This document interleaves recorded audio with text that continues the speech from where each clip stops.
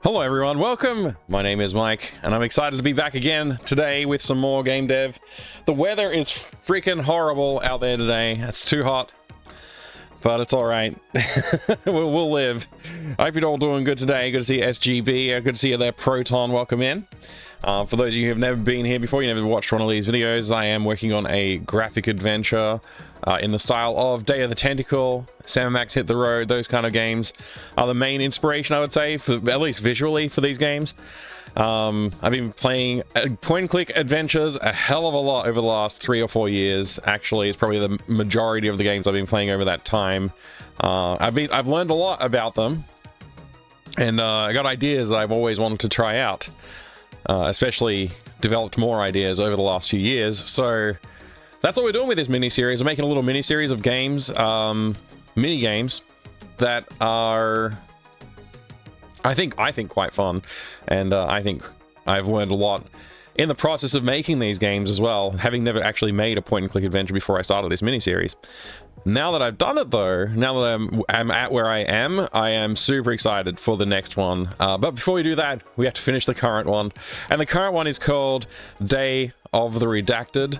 And it is about a kid who is locked in their bedroom and can't figure out how to get out. I mean, obviously you'll help them figure out how to get out. And then the goal of going off to join their friends on a grand adventure through who knows what mysteries lie ahead there. But before you can get out there, you gotta figure out how to get out of your house and convince your family to let you leave. And that's kind of the journey that we're building today on this game. And we are working on Act 2 and 3. Sorry, Act 1 and 2. I don't know why I said 2 and 3. That is a 3-act game. At least that's the way I've broken it down. And Act 1 is basically done. We got a few more bits and pieces to add in there. Act 2 is coming along quite well. My goal was to try and finish them all in the next probably couple of days. This weekend's looking pretty busy, so I don't know how much I'm going to get done this weekend. But today and yesterday we're working very hard to try and get there. Next up, we're going to go in and do some more animation work, I think, because we're going to take a look at the document and see where that is sitting, and yeah, we'll see how it goes. Refraction, your legend, great to see you there, welcome in. Oh, a little bit of normal, like, social news. My daughter graduated grade 6 in school. That's that's primary school here in Australia. We do primary school and secondary school. That's the two things. We don't have middle school or anything like that. So she graduated year 6, so she's halfway through her schooling career, I guess. And yeah, it was a great morning. So we went, and that's where I was this morning. That's why I wasn't starting earlier today. I did really want to be able to start early today because, like I said, I want to try and finish as much of this as I can, but I didn't get to do that. So anyway, I got myself a coffee on the way home. It's not bad. It's not a bad coffee. So let's jump in and take a look at the document. Good to see you there, Refraction. Good to see you, Adrian. Yeah, thank you for that. I appreciate it, man. Document up. Press the button. I don't know why my scene switching tools weren't working at the start. So it said stream probably ending, and I was like, well, it's not, but the stream deck wasn't responding when I pressed the buttons on it. Congratulatory coffee. Yeah, that's right, Gary. That's right. Good to see you too. Welcome in. All right, so I don't want to bore everybody with all of the same things we do every time, so I'm just going to click through here really quickly. What? I want to go here, and then I want to scroll up. Okay. So to make a whole little game, that's not going to happen until the end, until we get Act 1 and 2, all the other major bits completed. So these climbing animations, nailing things to the tree, dialogue, all that kind of stuff. I want to get all that done. We haven't nailed any dialogue yet. I kind of just want to get the puzzle flow done. Then we'll go back, revisit all the dialogue for Act 1 and 2, get it right, make sure we start to push the character that we want to push for each of the different characters. So the dialogue for Sierra should be peppered with options about, like, conspiracy theories or blaming people of being part of conspiracy theories, stuff like that. You know, like, this is like, you know, big oil is making you do my chores or something like that. I don't know, that was a bad one, but you know, something like that. Get those creative juices flowing for writing when we get there. Yeah, so anyway, I think we've done okay. This list has not been what I've been using for primary tracking. Yesterday I was primarily tracking in here, actually, using thumbs ups and stars to show what we actually want to tackle. So we need to add graphics for window opening. I actually did that this morning. Obviously I wasn't going to stream this morning, but I did a little bit of work on the window open phase. So we've got that done here. I guess I'll save it. Actually, I'll just save this where I was working on it. I just exported that as a sprite. So we'll do that. I keep saying a lot. I'm sorry about that. I'm very conscious of it at the moment for some reason. Let's take a look at these animations again. How about that? I'm really pleased with how these animations turned out for the patrolling robot and the when you try and interact with the robot. We need to fix that up a little bit, but yeah, the flailing animation's really fun. I like that a lot. The honey trap is also very fun. And the death or sleeping, I'm gonna call it the sleeping animation, but like in my mind it's the death animation. It's pretty good too. So I'm really pleased with that, how this robot turned out. I may have excuse me, I may have spent a little bit too much time on the robot, but honestly, like, putting the time in, if we can deliver a better product because I put the extra effort in, I can't really fault myself for it. It is a game that I want people to play and go, like, tell their friends about it. Like, oh, you got to play this game, it's ridiculous. Like, I'd like to, you know, it's funny, it's got, you know, good animation, whatever. I want people to see the game and tell their friends. So if you've seen this game, please tell your friends about it, especially when it launches. You know, like, maybe I will. I was about to say I'm not going to pay for advertising for this game, but maybe I will. I don't know. Like, it could be, maybe it would work. If I've never tried that before. Maybe I should. That would be a really fun experiment to put together. Paying for marketing a free game and see if it converts to sales or if it converts to more play or anything, or if maybe it has no impact. I don't know.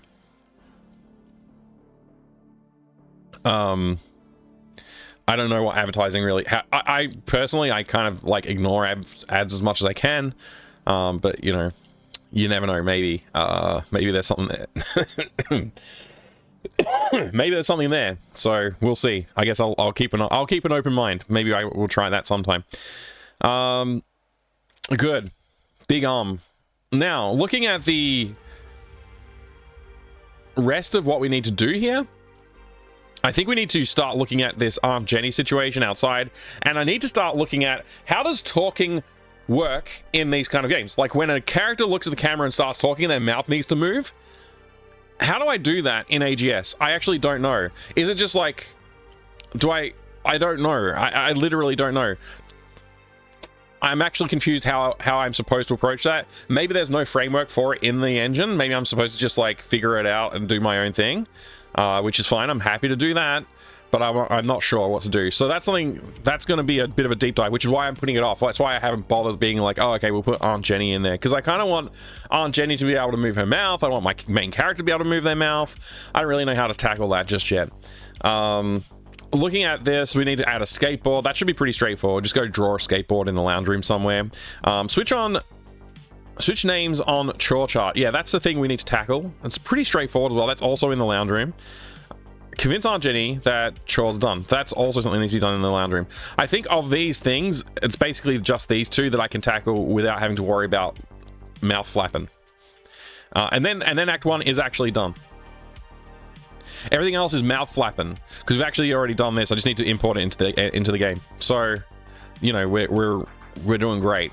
You are about breaking the door, so we need to do the breaking the door situation. That's a whole animation sequence I have to add. Rope. Use rope on shed, and then we're gonna, like, lasso it. We're gonna, like, throw it at the llama.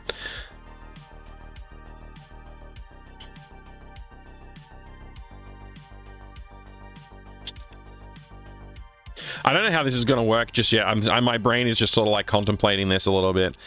We will have to figure this out, though. This loop, I think it's probably just going to be you use it on the door, and then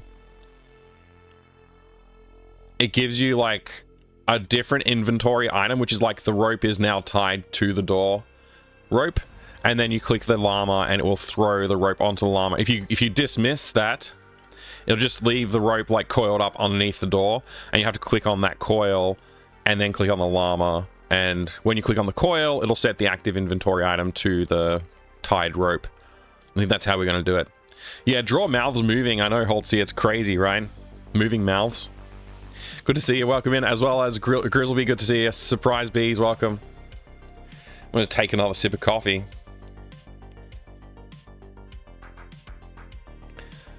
This is a big Figma. It is. Look at this. Look at this monster. That's just the 3 acts for this game, and then there's the last game, one big giant single act, and then down here we got the first game. The complexity of these is getting bigger and bigger each time, isn't it? I really should constrain myself a little better, but that's, I guess, the way it is, you know, like scope creep's real. I put big stars on things that I thought were very important or very difficult to do. So the bigger the star, the bigger the problem, I guess, maybe. I don't know. All right. So yeah, back to what I was talking about. We did actually throw this window sprite out. It's done. I just need to go and put it in game and make it work. There's probably a few tweaks we need to make in the game as well. I'm sure that when we put this out for testing, people are going to be starting to find bugs, especially around the stuff I just implemented, because that did seem buggy to me when I wrote it. But we'll take a look. Let's get the engine open up. AGS, fire up AGS here. We are ready to roll. Come on.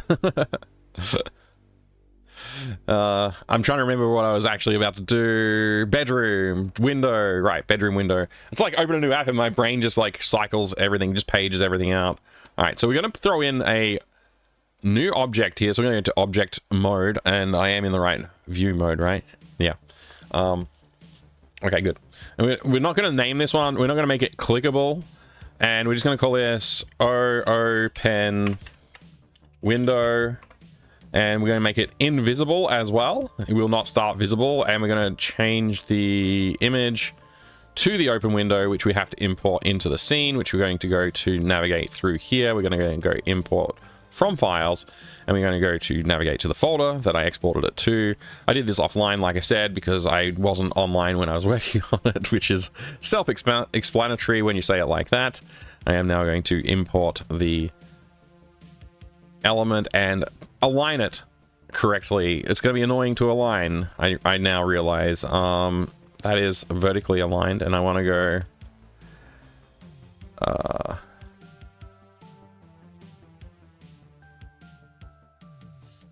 maybe about there, I think. And then we need to baseline override. And the baseline is going to be like way down here someplace. So probably about 108. Let's try 108. Why is it in front of the curtain? The curtain. Your baseline is set to 1.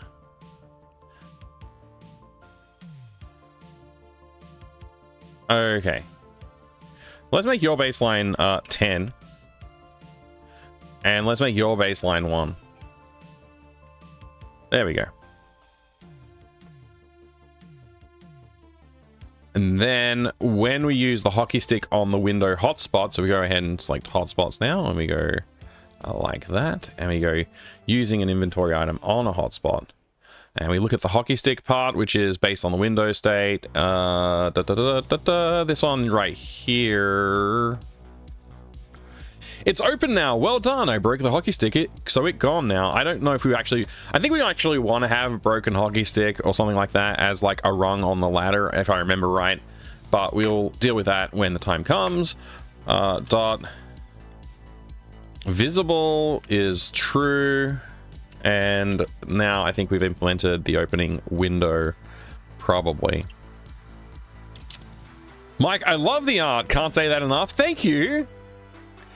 That does make me smile. Like, the smile broadens on my face because I do feel acknowledged. I am putting a lot of effort in. I do appreciate it, man. That's very, very nice to hear, Holtzy. Thank you. You can see the scope creep. Yeah, the scope creep is real. Very real, unfortunately. I mean, look, we're going to end up with a better game, right? And that's the goal here. All right, we opened the window. I think the dialogue is in the wrong position in the code there. I think we want the open to happen there. But that's good, and that shouldn't matter if we've taken the curtain or not, right? The curtain and the window independently operate, and it will look fine either way. Looks sick, can't wait to play. Oh man, I can't wait to hear what people think when they play it.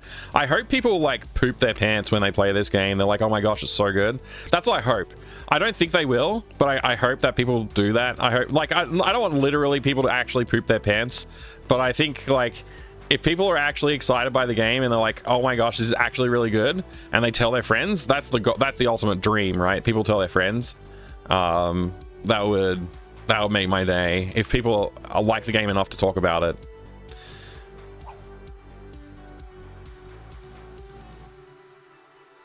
I'll stream it too. Nice. The pants pooping.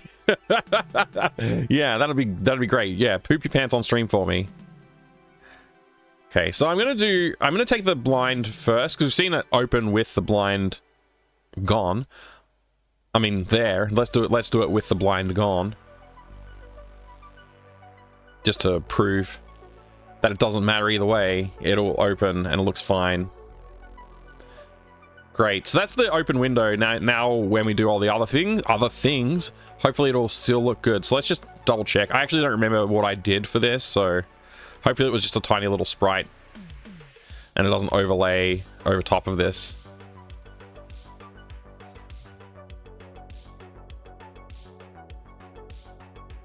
Okay, it's actually, yeah, there is a problem here. I gotta fix that. Okay, it's this needs to have like a 10 baseline as well, the rope. So let's go fix that. This rope here. So object that baseline set to 10 or 11, doesn't really matter. There you go. That's good.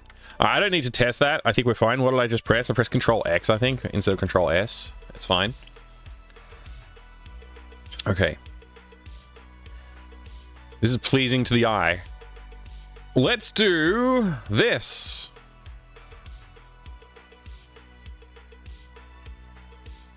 Now I have a little toy tank, which is cool. Having a cool toy tank in the game.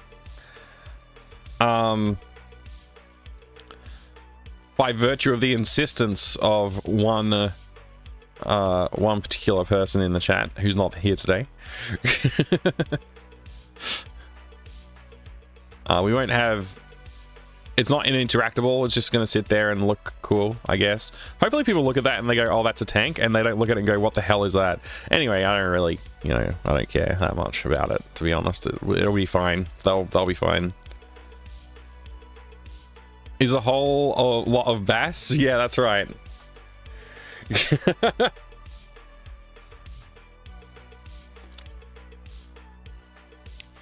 Drink that coffee. Okay, we're good. We're good. Let's save that. Let's go ahead and check off the items in our list over here. Let's go ahead and check it off in this first and foremost. I'm going to put a little thumbs up stamp right there. And we're going to delete that. And we're going to delete that. And then we're going to delete that because we don't really need that now. Bloop. Okay, this is something I can't do until I work out the dialogue situation, which I'm not going to worry about right now.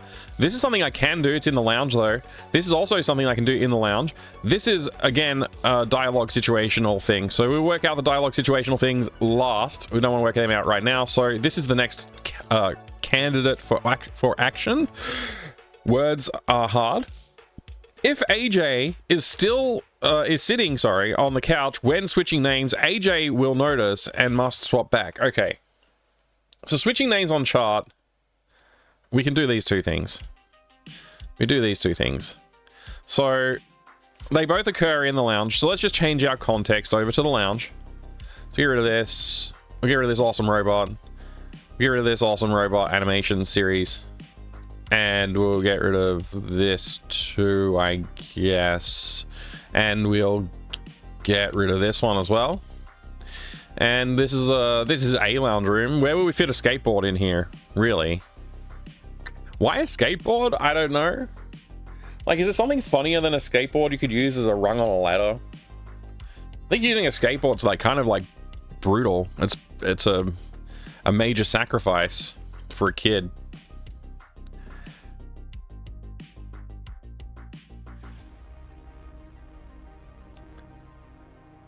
Although it would probably fit right here. We could probably draw a skateboard leaning against the counter right here, right? A little skateboard. Also, I need to draw the duct tape because the current duct tape is just like placeholder crap. We need to draw the duct tape. Let's do that. How long do you get to keep the duct tape for? Is it like only for this puzzle, or do you just permanently have duct tape and you can use that to solve many puzzles in the future? I don't know. We don't really have any. I can't think of any reason why we would need it right now.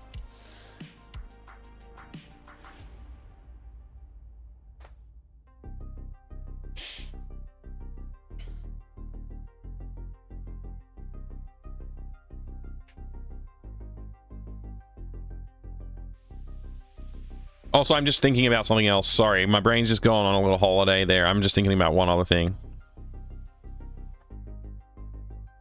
Use duct tape on Auntie? You can't do that. That would be mean. And wrong.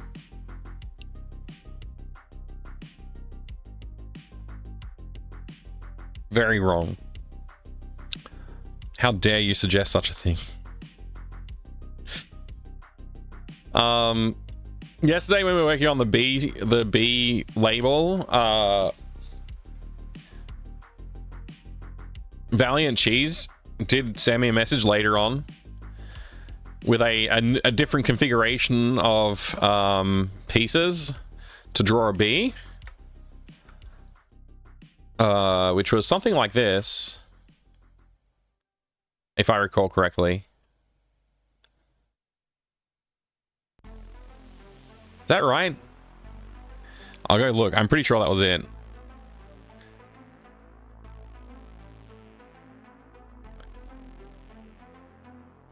Oh,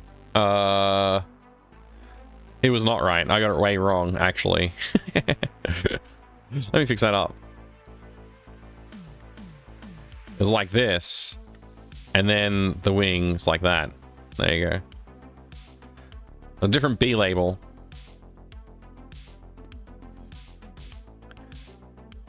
So I like both the Bs, honestly.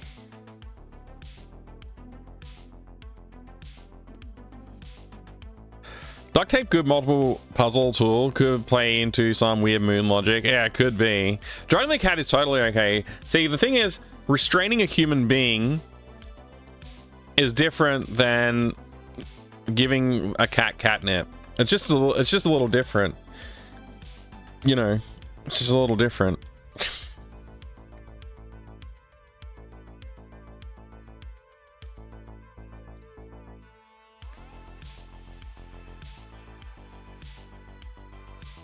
So like that's viable B-ness, I think. This is also viable B-ness.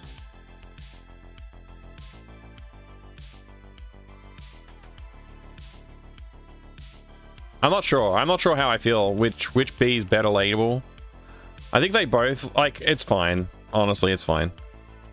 It's nice to know. It's nice to know people are thinking about it though. What if Arnie asks to be restrained? Then you call the police, because that's weird. Like we're now veering into territory that's like, no. Call an adult. Call another adult.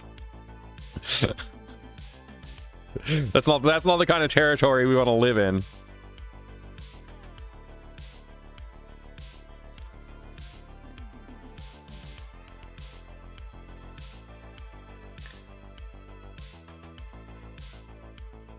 All right, I'm gonna stop daydreaming about editing the label on this and just move on. So we're gonna add the skateboard in. Right, that's the plan. Actually, duct tape. Duct tape first. Duct tape's easier to visualize, I think. So that duct tape. Duct tape. It's gonna be this color from... I got no colors in mind for this. Let's start by looking at the character sprites. Just start from there, maybe. Just looking at the colors of their clothes, their costumes. Man, I really need to go back and fix up Delphine's character sprite. I think Lucas is fine. Lucas is passable. Delphine needs work. Sierra's okay too. I think Sierra's pose still feels a little unnatural to me, but that's fine. I think it works.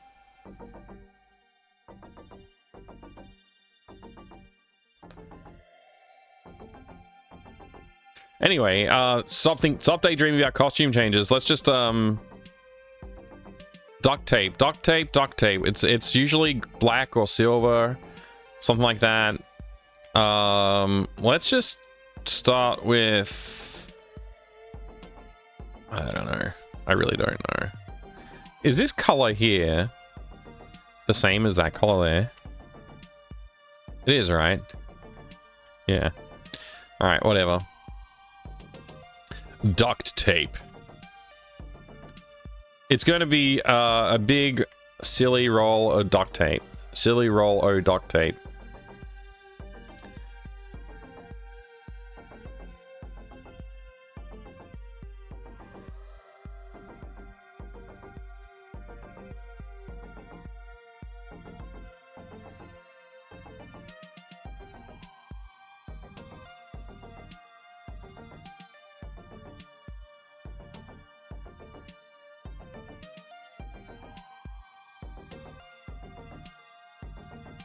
That's too big.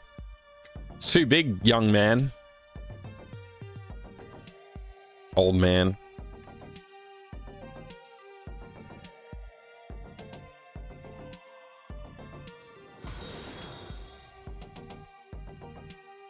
Thank you very much for the follow. Welcome in. I have anonymous follows on this channel, so feel free to leave a lurk or jump in the chat and say hello.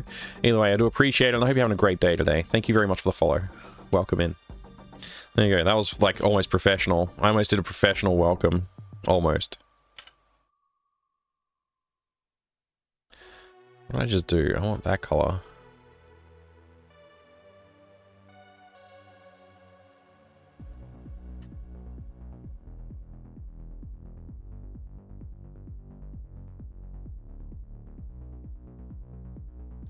Okay.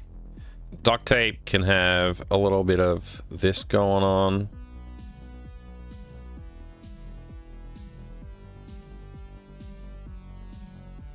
Something like that, maybe.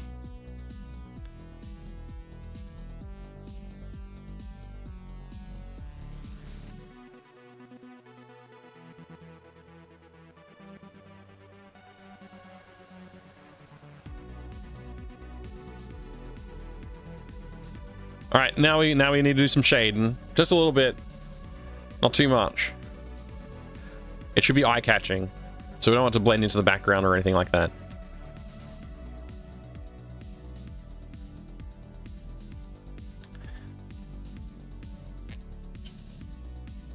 I'm just trying to decide what colors to go with.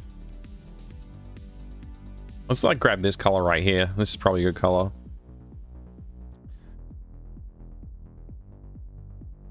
A little bit of a highlight right there. And then another little highlight on this side.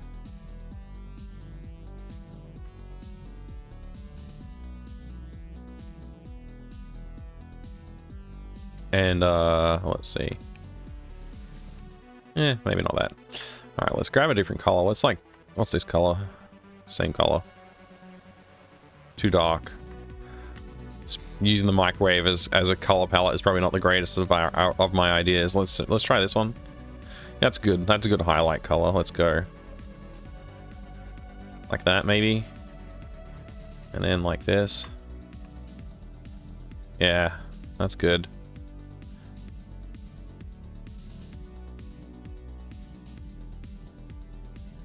Does it look like duct tape? I don't know. I'm not sure about that. Probably not. Let's go for a darker color if we can find one. I mean, I know I can, but it's just about finding the right darker color. Let's try this one. Too light. That's going to be way too dark, right? Maybe that's okay.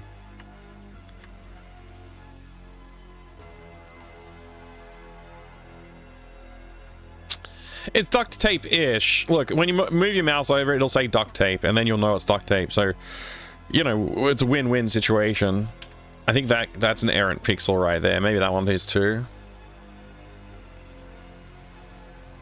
Let's put a little bit of this dark color right here. Yeah, now it sort of looks a bit better. All right, a little bit there.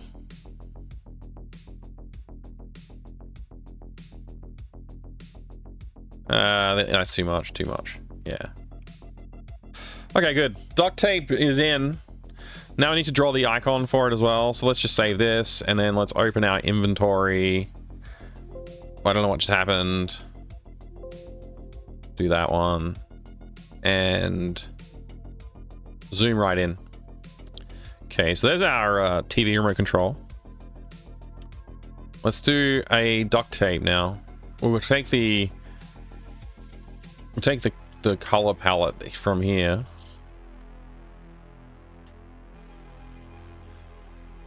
This is a palette reference, so we don't really need like the whole thing. As long as we have all the colors, that's the main thing. Okay. Let's just quickly do a little ramp.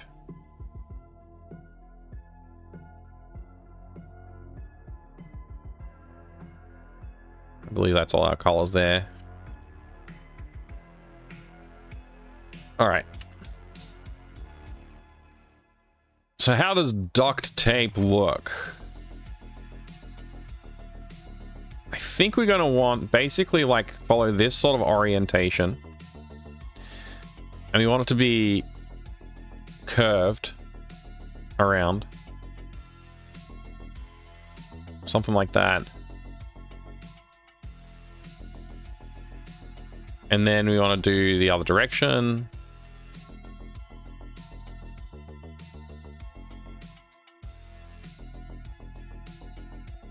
Something like that.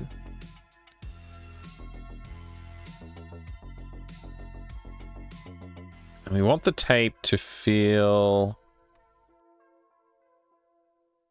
like a similar shape to what we drew on the shelf. A little different, of course. Well, thank you very much. Thank you very much for the follow. I appreciate it. I have anonymous follows on the channel, and I really do appreciate the support. It means a lot to me. It means a whole lot. Like, seriously, I do appreciate that follow. Thank you very much. Good to have you here. If you want to lurk away in the... then feel free to do that. If you want to jump in the chat and say greetings, you're more than welcome to do that too.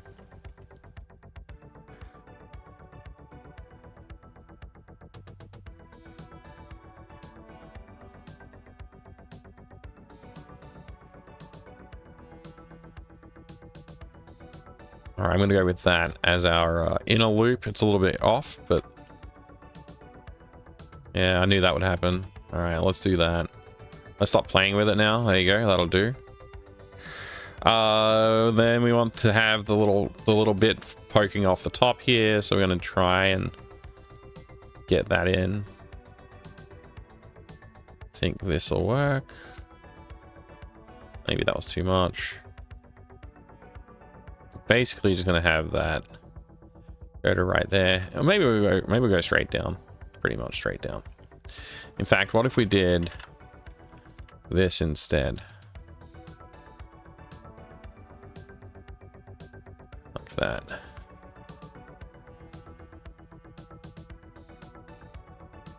Something like that. All right, let's get a base color in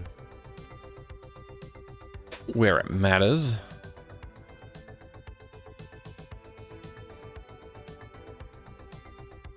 I'm not sure what to do. Let's just Put a highlight on the end here.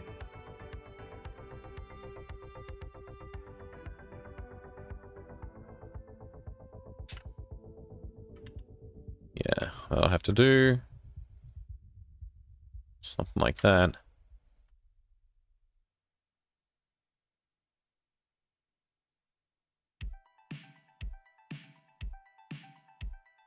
Okay.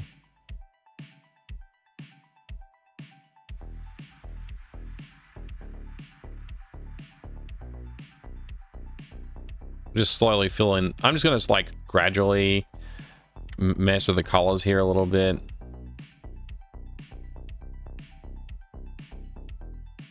I don't have much of a ramp to play with. I can add more colors if I need to.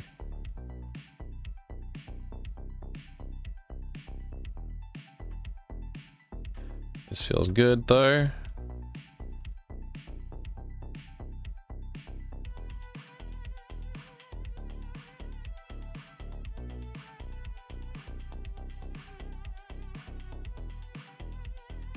That's duct tape-ish. All right, let's go add this in. A little dark a bit right here. Let's chuck that color there.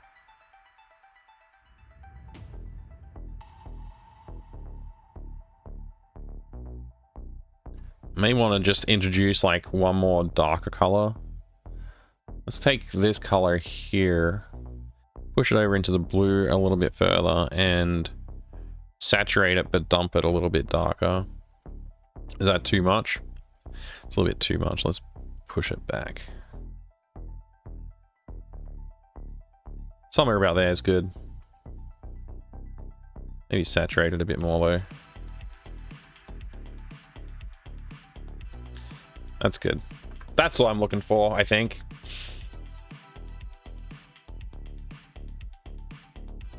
It should help make this pop a little bit more, this area.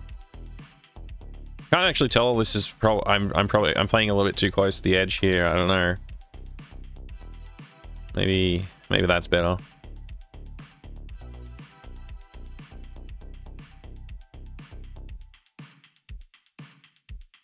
Let's go ahead and put that back there.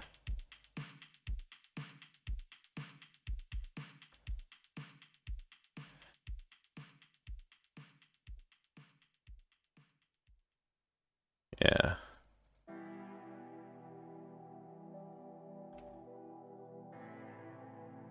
Cool. We chuck that in there to the underside.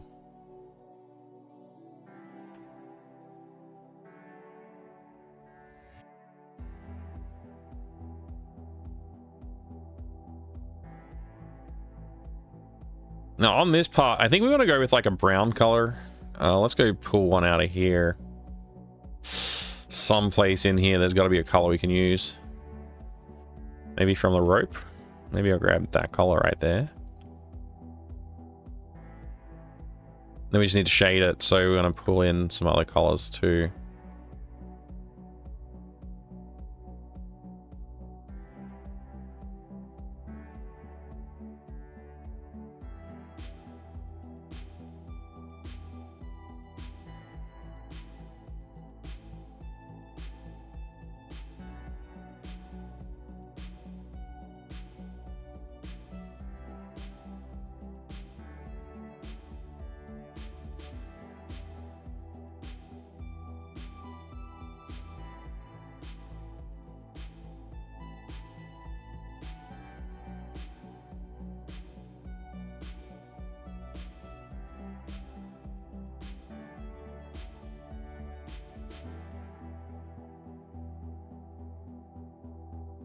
Maybe I picked the wrong color there. Let's go with that one, maybe. That is that color. All right, it's fine. Chuck that there.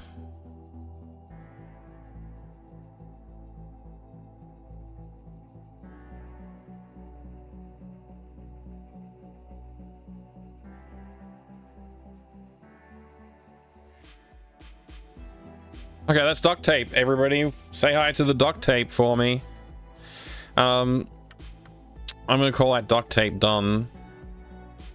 Get rid of this color ramp there, and let's center it a little bit better. And then we're gonna make it pop with a nice color splash. I don't know what color splash we should go with though. Let's see now. What about pink? We haven't done anything with pink yet.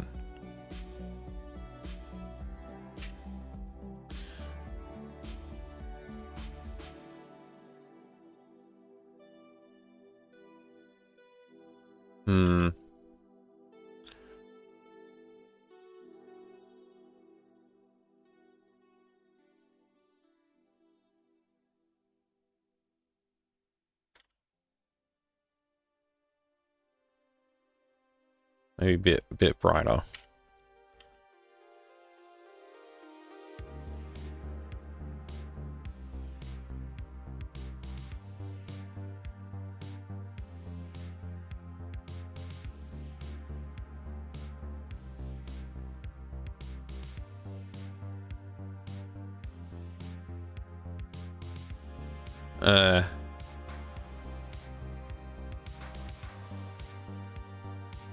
I don't know if that's enough. Let's expand the region a little bit.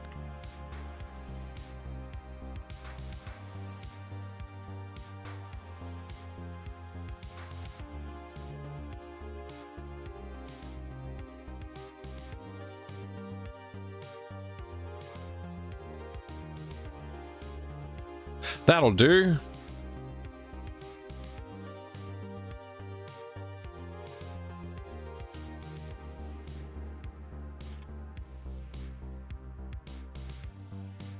Yeah, that'll do. All right.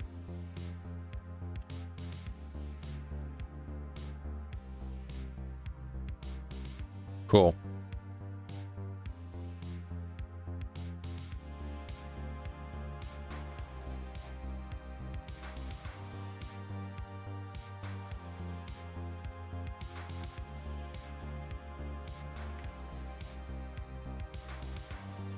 Duct tape, .gif. Should be fine.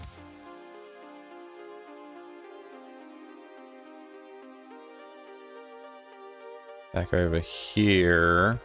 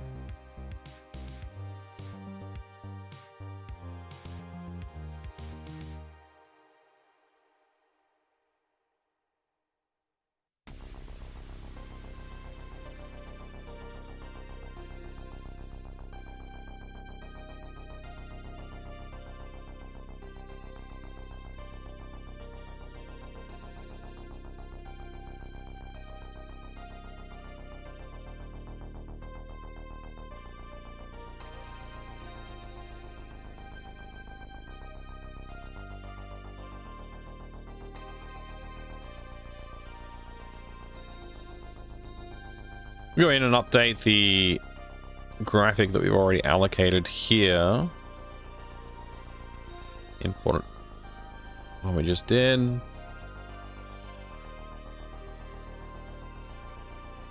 Import. Use that.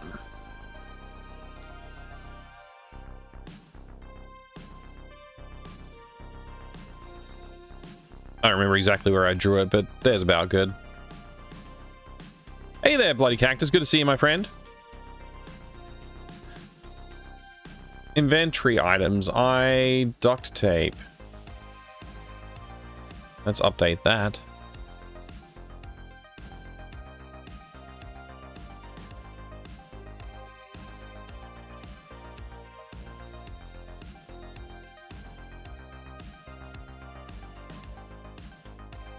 Maybe a little dark. I'm just realizing there's not enough contrast there. We might need to bump the contrast up a little bit. We'll see. Yeah, it's quite dark.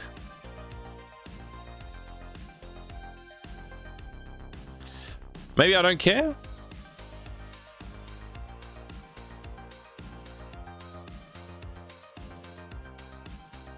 Maybe I do.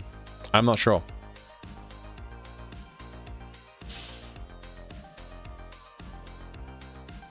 Okay, let's do a little playthrough. Just make sure it all works still. Give me a chance to drink some coffee.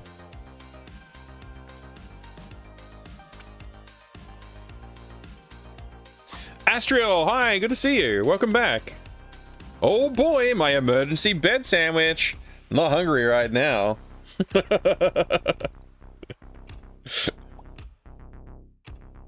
All right, let's just get this stuff going. We did a few little changes since last run through, so that's good. Okay, let's see. We're going to tie these two things together. Face away from the camera to do it. Good job. Let's lubricate that window. And let's... What actually happens if I try and do this now? That doesn't work. Okay.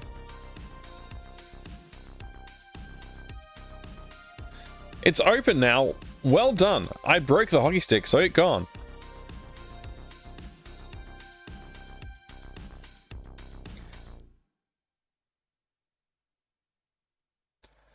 Okay, that looks good. The rope's now there properly.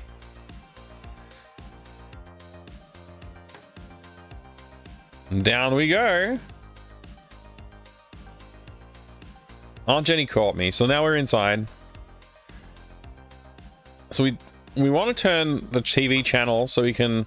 So if we try and talk to Aunt Jenny, she says we can't go outside because we haven't done our chores. We try and go outside. Aunt Jenny won't let us outside. This is stuff I have to write dialogue for, which we haven't done yet. I can't change that while Aunt Jenny's watching, because if we do, we actually have to implement this, but we have to implement it so that you go over here, go to change the names. Aunt Jenny's like, what are you doing? It's like she knows you're trying to change it. So then you're like, okay, I got a devious trick. I'll change the channel on TV so she has to stand up. And then she'll be focused on the TV to change the channel back to what she wants to watch. But she won't be able to. I mean, she will be able to, but we can't right now. As well as we're not able to because TV remote needs batteries. We can't reach the duct tape. It's too tall, too far away. We take this rope. Now we're allowed to go upstairs. But this robot that we were going to get the batteries from... Well, let's try and get him.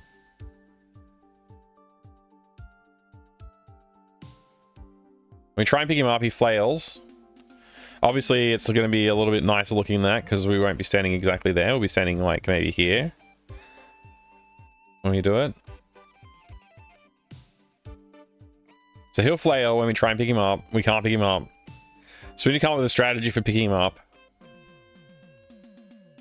So if we go downstairs, the Ryu Shinaka, hi, good to see ya. Is this a TV remote with only 3 buttons on it? It's only got 2 buttons, honestly. Yeah, it's got 2 buttons and a red infrared thing.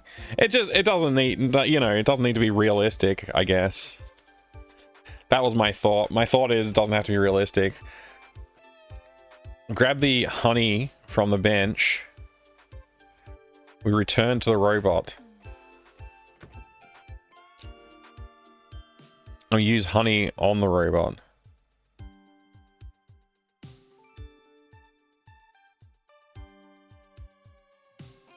So now he's stuck. Oh, sure. I didn't know this would happen. I didn't know that would happen. I found a bug. I told you this part would be buggy before we started, but anyway. Okay, so the robot's state variables are still okay, so we can still play the game. But yeah, he's supposed to not, like, if you try and use the robot while he's in honey state, it shouldn't do the thing that it just did. So that's a bug. Somebody write that in the chat for me, because I can't be bothered. Anyway, now that we've pulled the batteries out of the robot, can we do it again? I'm just curious. No, we can't. Okay. Now we've got the batteries, we'll put them into the TV remote. And we should be able to use the TV remote on the TV now.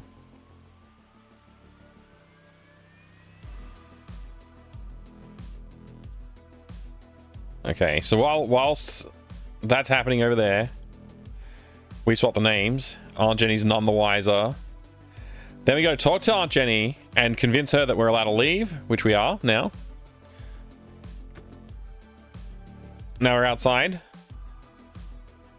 We want to leave and go on our adventure. We don't want to do anything else. But our little brother, who's not drawn in this scene right now, is standing right here and he's blocking our path. We can't leave. So he basically says he wants the Game Boy, which is on the other side of the yard. And so you go to get the Game Boy. But you can't, because the llama will not let you past.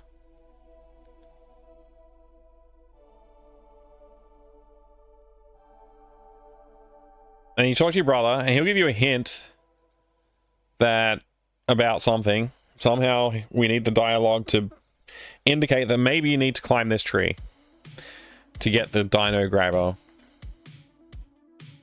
So then we need to repair the treehouse ladder, which we don't have a way to do yet. And the way that's going to work is we use the rope on the door here. And then we use the coiled rope, the tied rope on the llama. And so we're going to need a quick animation of just like throwing the rope. So I would probably just play the interact animation and have the rope animate being flung in like, you know, 3 frames or something like that. It'll be really quick animation. And it will just tie onto Calamity over here. And then when you walk near Calamity, I guess we'll just have them like pull on the rope when somehow it'll pull the rope when you do that. And that will break this door. And then the rope will just like, I don't know, stop being attached magically somehow. But that's how you open this door, because you can't open this door right now. Like it's going to be too hard to open. That's the plan. So then once you've done that, you now can get the nails and the hammer from the shed, and you can pick up some broken pieces. Plus, we'll still have the hockey stick. The hockey stick won't go from our inventory like it does right now. Then we also have to grab the skateboard from inside, and we'll grab like a piece of the door. And then we use the hammer and nails. We use those items on the tree. And now we can climb the tree so we can get in there. Normally have to solve a complicated puzzle to build a ladder here, but I haven't implemented it, so we'll just magically grab it. So he's done that. So now we've got the dino grabber. So we go return to our yard.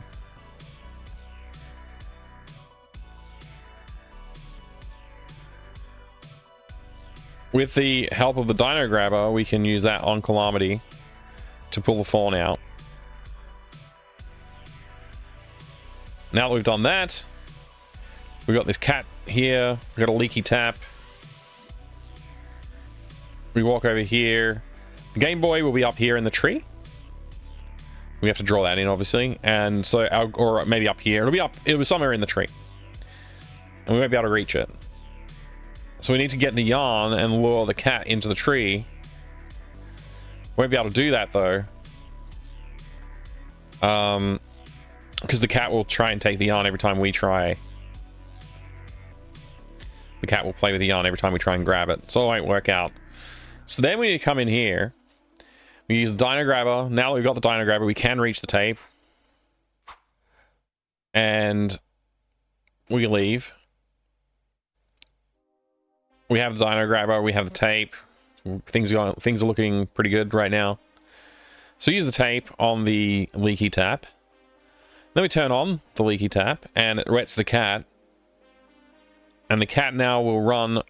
Now this doesn't happen right now, but that cat will run away back up onto the fence. So the screen will need to pan all the way to the left here so we can get the full quality animation. So maybe I should make the player move to this position and then interact with the tap. So then we can actually see everything. So when you're interacting with the tap, it'll interact with it from this side. that will make it so that we know the screen's going to be scrolled across properly. So the cat will jump up to here, and then we'll grab the yarn. The yarn will be wet. We have to go inside and dry it in the microwave. Then we throw the yarn up at the Game Boy. The cat will pounce on it, knocking the Game Boy down, and the cat will just sort of disappear behind the fence. Never to be seen again until Act 3. So now that we've done that, we've got the Game Boy. We go to hand it over, and the brother's like, no, you have to finish level 3 for me. You go to play it, and it needs batteries. The TV remote Aunt Jenny would have taken from us when we left. It should be like, oh, you fixed the TV remote. And then you can take that. So now we need to get batteries again. And the idea was that we turn the lights out in here, but I don't want to do that because it's too much work. The idea was going to be turn out the lights in here somehow, and then while the lights are out, we steal the remote. But we need a flashlight to do that. It's just like too many pieces to the puzzle, and it's a little bit too like silly. Like, I don't know, like justifying like the need for another puzzle about batteries, basically. But I would like, you know, maybe we don't worry about the batteries. Maybe the Game Boy just works. We already used the battery excuse like several times across the games, so maybe we just let you use the Game Boy straight away. You play the game, you got to finish the mini game. If you don't finish it, then it'll give you a chance to say like skip after you first try. So as soon as you fail like the first try of it, it will just like give it to you. Could be running trope gag, works for our low. Yeah, the battery thing, like, I don't know, like, it seems like a bit of a crutch, because it's like, well, electrical things need batteries, so how do you get batteries? Like, you gotta make one, you gotta steal one, you gotta do this, you gotta do that. Like, I probably won't stop using batteries, but I don't want to do, like, batteries every single time. I don't know. I'll think about it.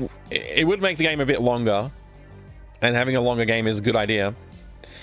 But anyway, play the game.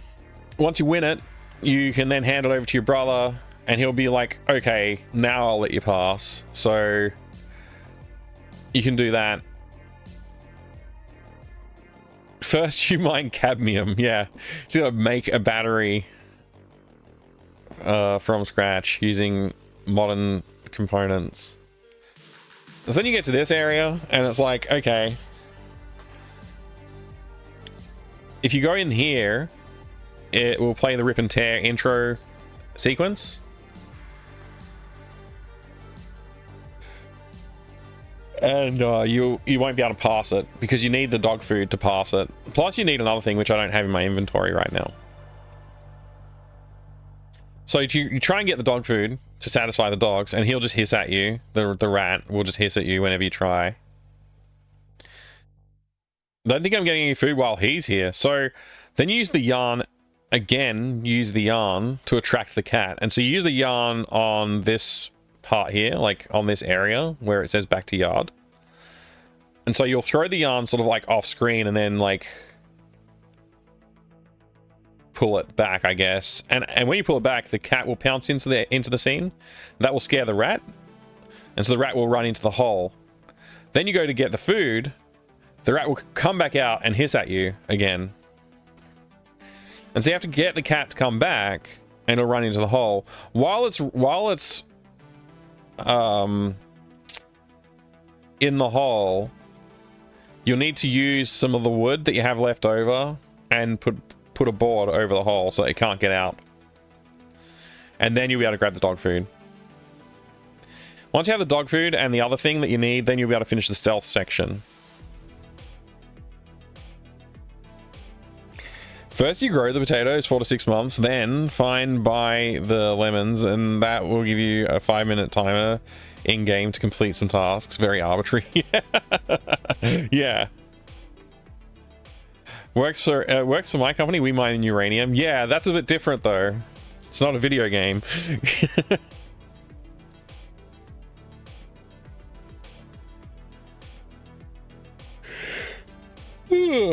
Yawn. Sorry about that. Am I nearly done with my coffee? No, I'm not. Actually, I am nearly done with it. But I'm not done with it yet. Still some left.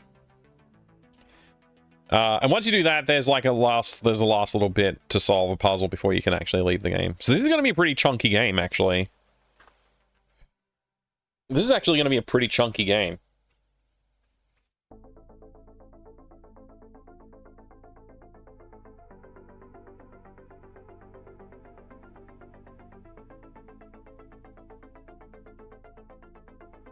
Wow. I mean, I'm already so invested, I can't stop now, right? Like, I gotta make the whole game.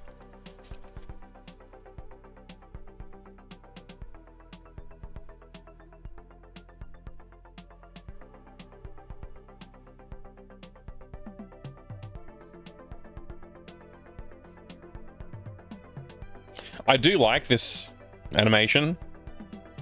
It's one of my favorites in the game. Oh, this isn't even the updated one. Oh, we gotta add the updated animation. I just noticed this is the old animation. Let's see. Did I...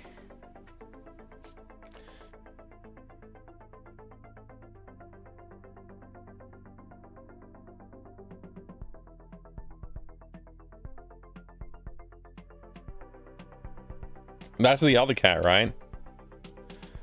Oh, that's the cat from the first game. Aw. Look how cute it is. I drew that in MS Paint really quickly, and I was just like, ah, that's fine, I'll use that. It's actually not bad. It's not a bad animation series. It's actually not bad. Sierra's house, backyard one, cat, leaking hose, cat running away. I guess the leaking hose use is the one I want. So I want to basically just replace this entire animation set.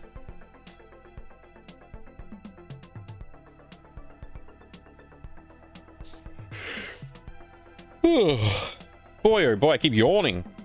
Sorry about that. A farm sim point and click where every puzzle takes multiple seasons. Yeah.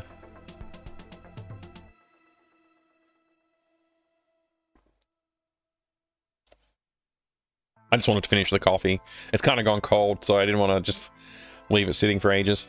All right. Yeah, so that's the old animation. I'm actually not even sure if I've exported the new one. I really need to keep this open. Don't need that. That's good. I'll leave it open though. This is fine. We need to put the skateboard in, so...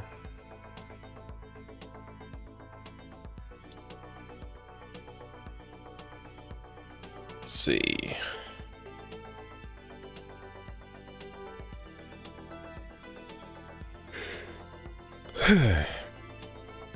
Did I not?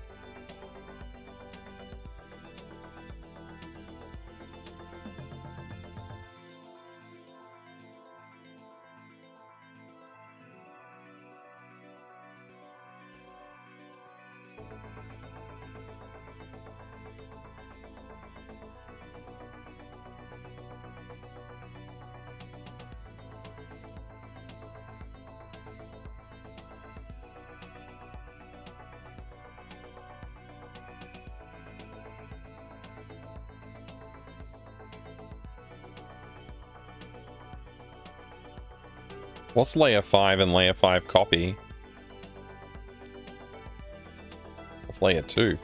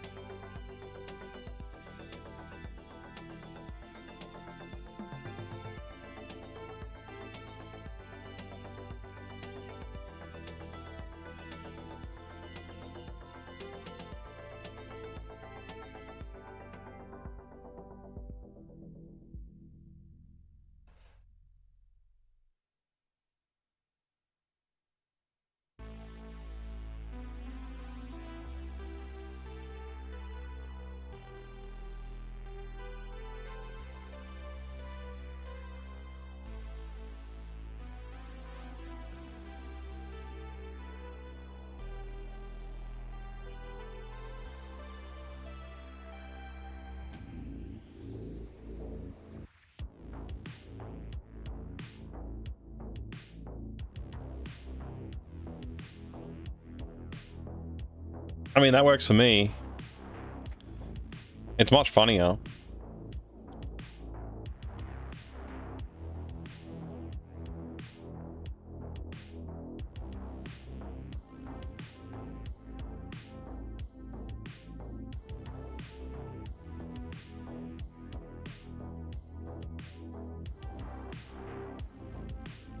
So one thing I need to do is remove the yarn from all of these.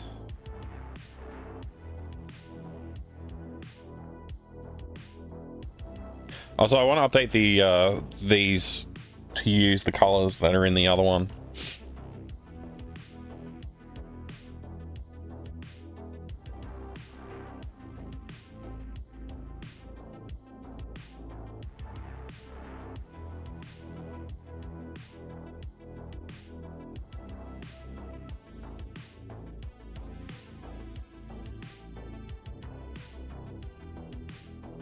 Is that actually on the cat layer? Which layer is it on the hose layer? Okay, it's on the hose layer. All right.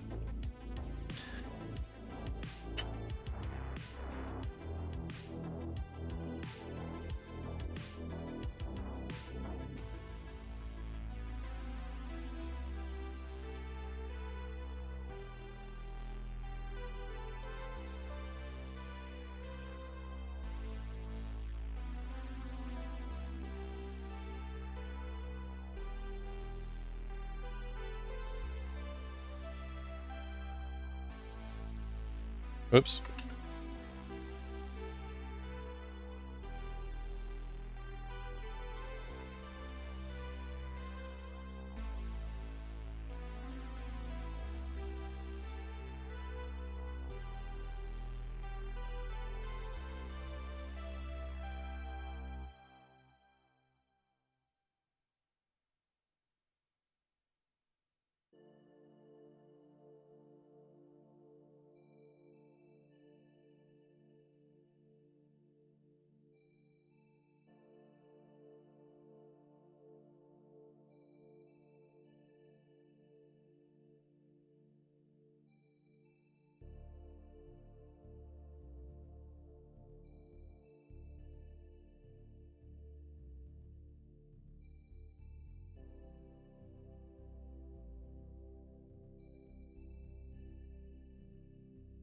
For a second, I pictured that cresting water as a big hand about to come down on the cat. Yeah. That smear up the fence and wobble is really nice. Oh, thank you.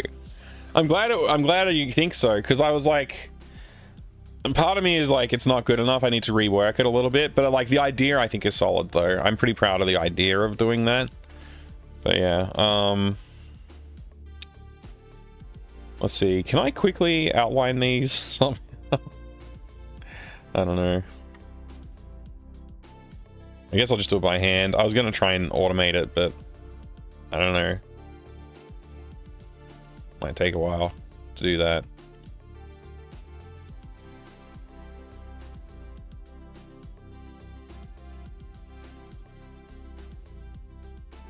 So it might be faster just to do it by hand kind of thing.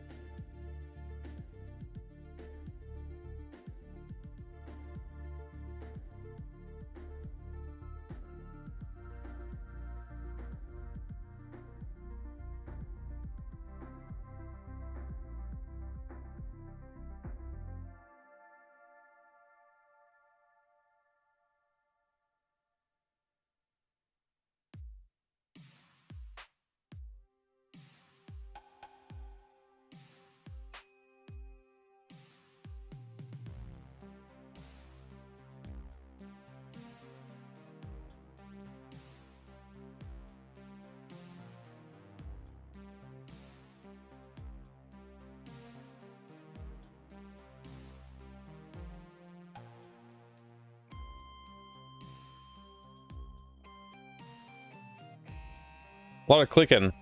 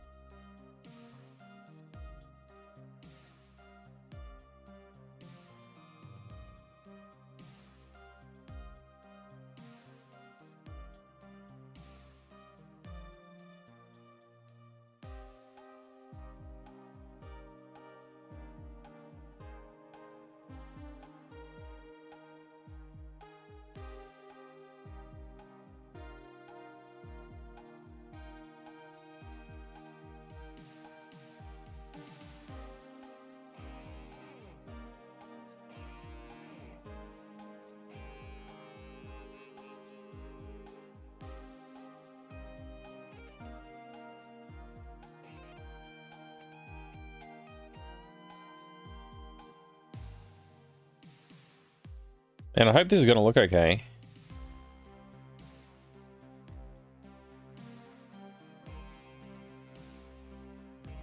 After all this effort. The bouncing sells it. Yeah, I agree. The bouncing really sells it. Like, whoops. I was kind of concerned that I was going to mess up some aspect that I didn't really understand about the spring back or something like that, but it seemed to work out in the end. Like, it is very rudimentary, like, in my opinion, still, but it does the trick very well, still.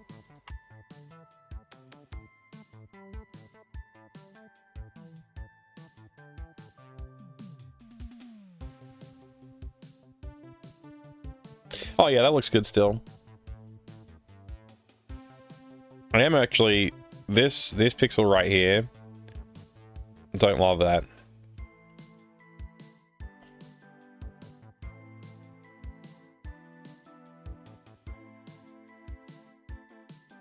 I'm not really sure where it's supposed to be from. Maybe I shouldn't have done that.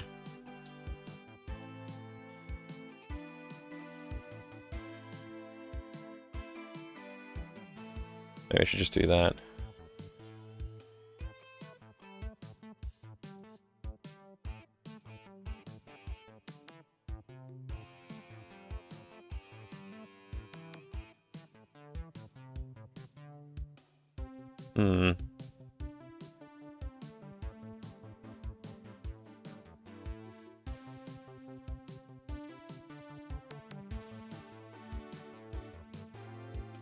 That'll do.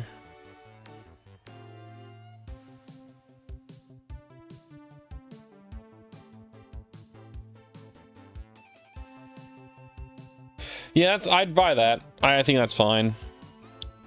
Then we fix it, and then this happens. And then the cat runs away.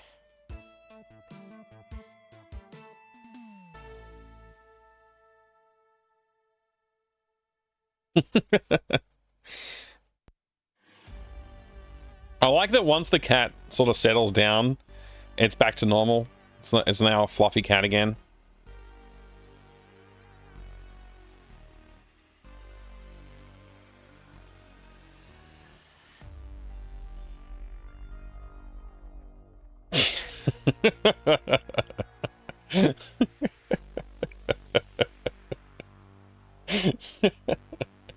That's funny. That's funny.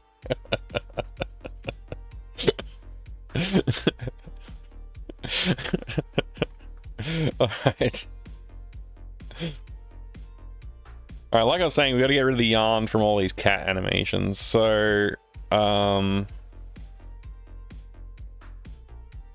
anything with a cat in it needs to get... I guess Pounce is the only one that needs to leave the yarn in it. Everything else... Tell you what, actually no. Sprinkle is fine to leave the yarn in. It's only Run to Fence that we need to get rid of the yarn from. So I guess that's cat copy.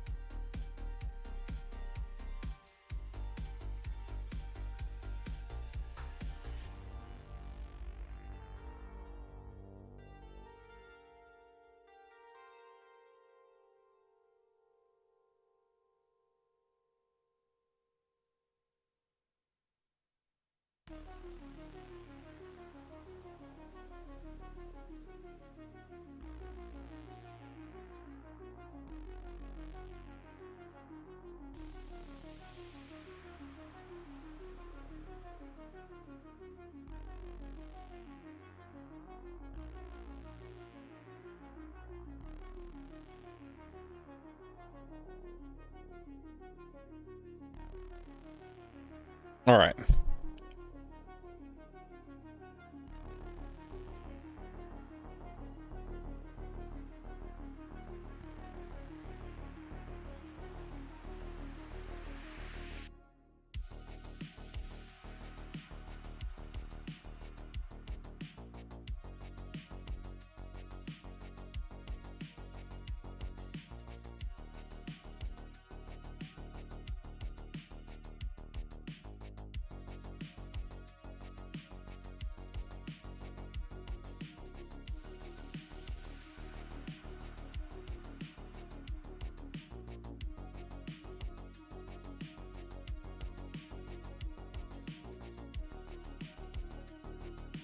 What kind of illustration should I do for the game?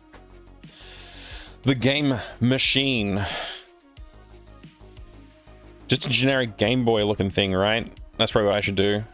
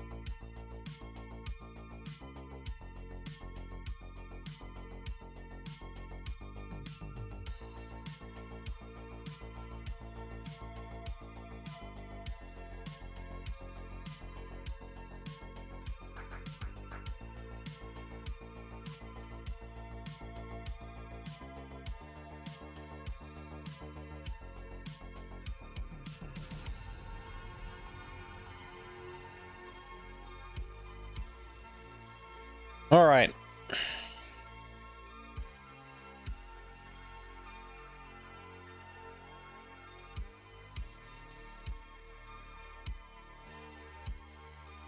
Is there not a way I can just say paste this on every, like, frame?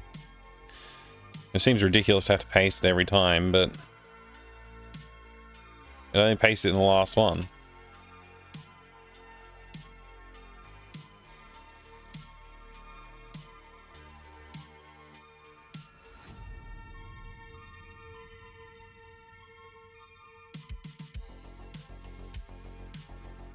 Is it linking cells? Is that what I need to do?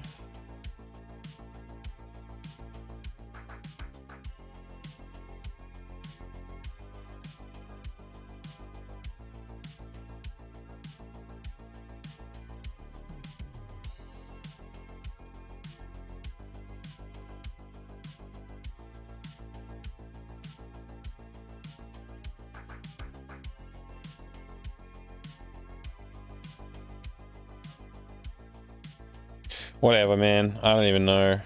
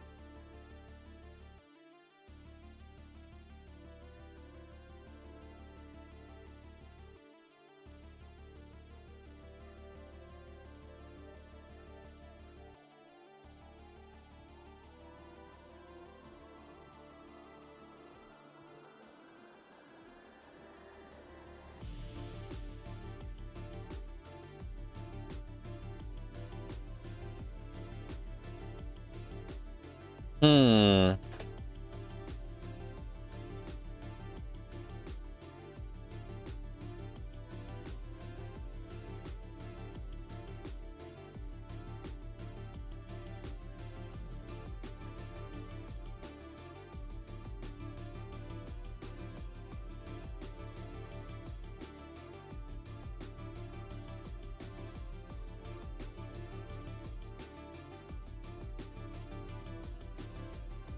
I'm thinking about how to animate this, how to deal with it. So basically the problem I'm looking at right now is like visually just having the yarn just like float across the screen makes no sense.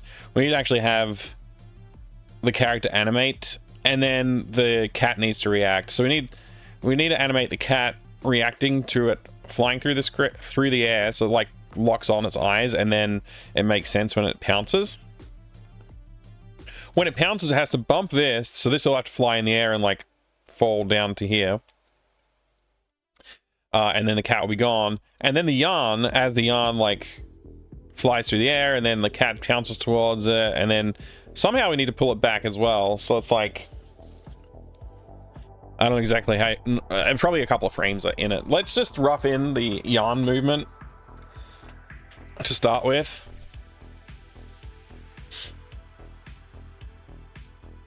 And then we'll see what we can do. I don't know. I'm really actually kind of concerned about this little animation that I need to work out. Probably we want the guy to be not where he is right now too. Probably want him a lot closer, so maybe here.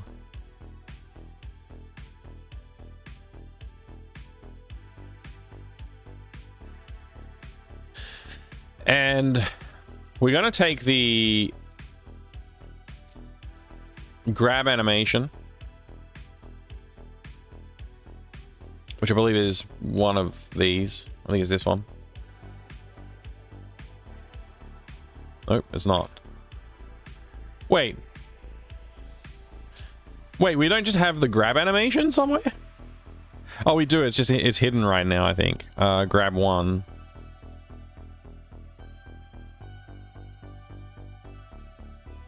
Okay, it's this one here. So we'll take this and we'll change it so that that becomes the throw animation. It would very loose and generic movement, but I don't want it to be like belabored. Like I don't want to like do it a full wind up like baseball pitch type throw. I just want to have it pretty simple. So we'll go with that one. Grab one.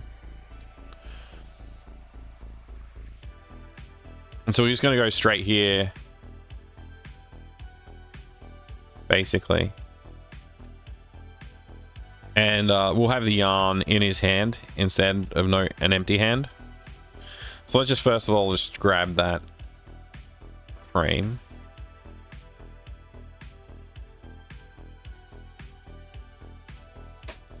So we'll start with like obviously like this, and then we want to go new frame. We want to delete that. We turn on onion skin. We can, and we want to do that. There we go.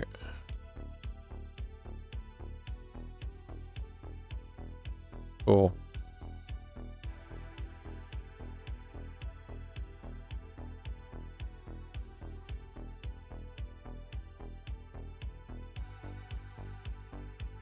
That needs to come from yarn.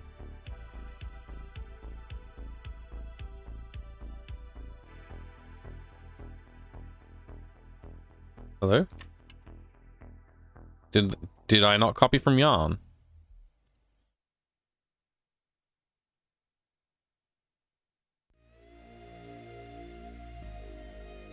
Okay.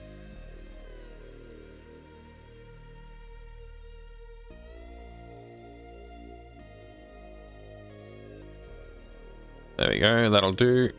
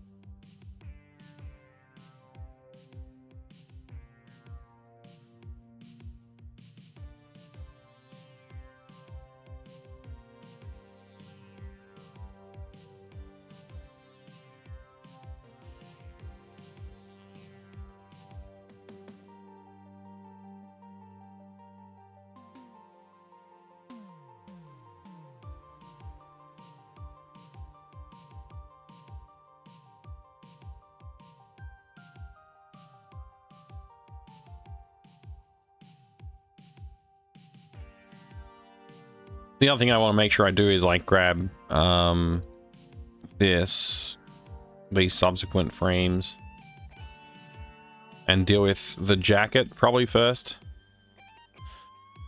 So let's go with that.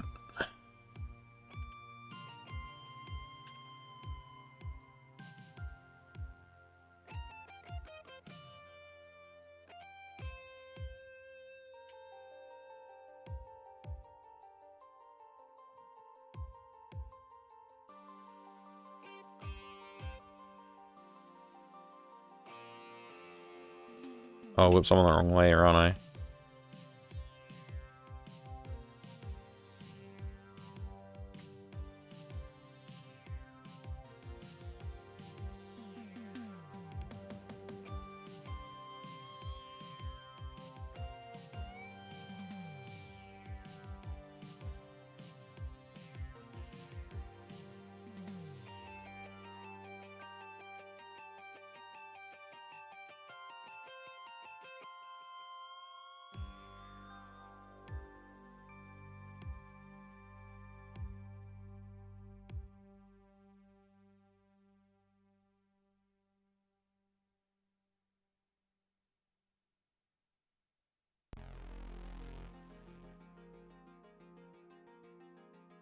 Oh, weird. It doesn't line up.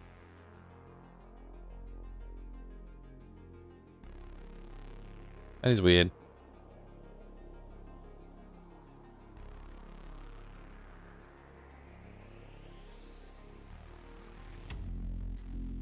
I guess it doesn't. Okay, that's fine.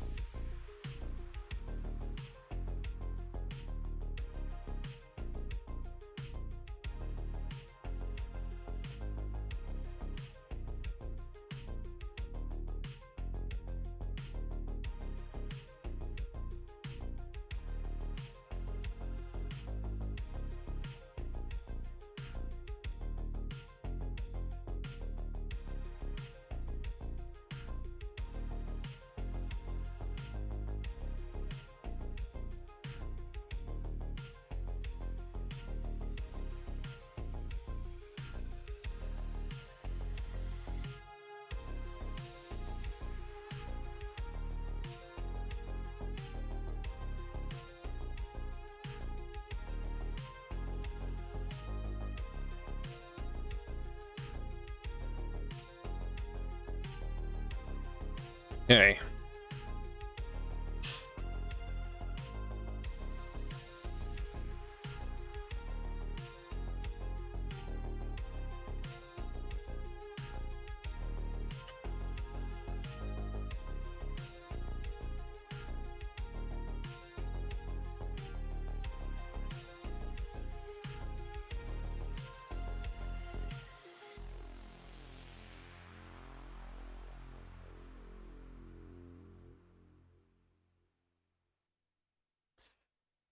So happy when these headaches are gone. I can stream again. Yeah, I'll be happy for you too, man. I hope the headaches do clear up really quick. Do you reckon it's just caffeine withdrawal type situation still, or you're getting sick?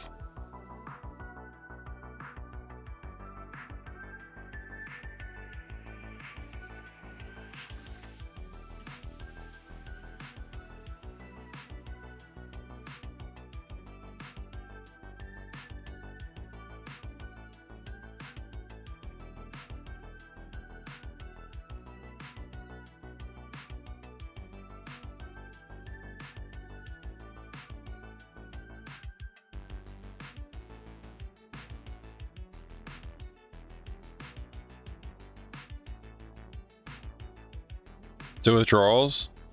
Can last up. It can last up to 2 weeks. Wow. I don't think I've ever had it that bad before.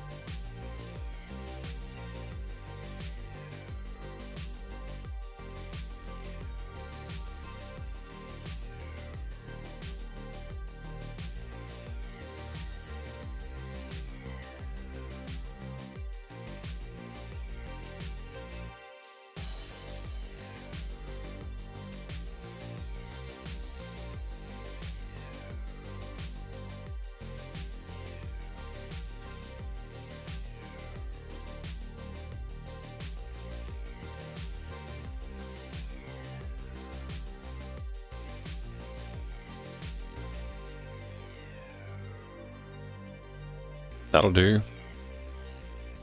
So we have to have the cat pounce at it.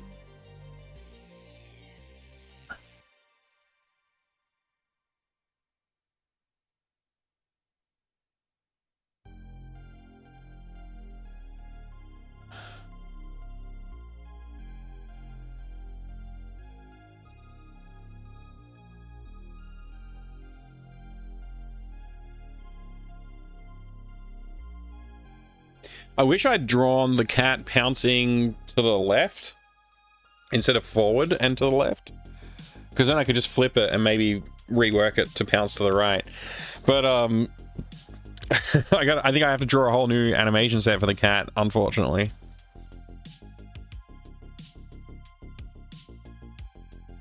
How annoying.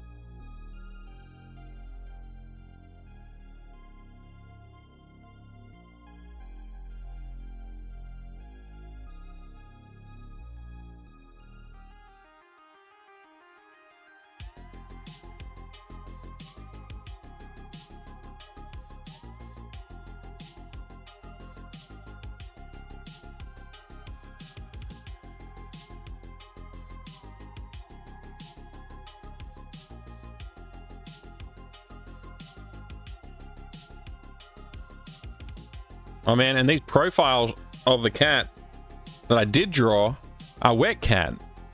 We can't have wet cat. Oh man.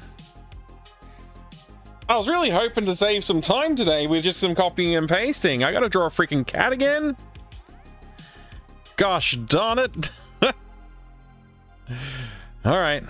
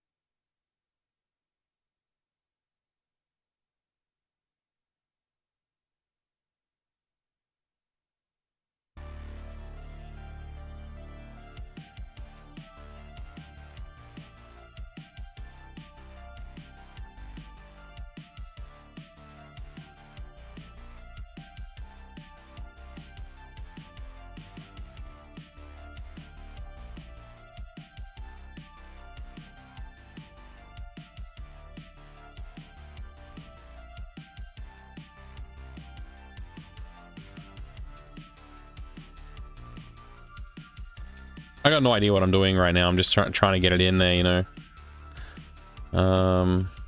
That'll do.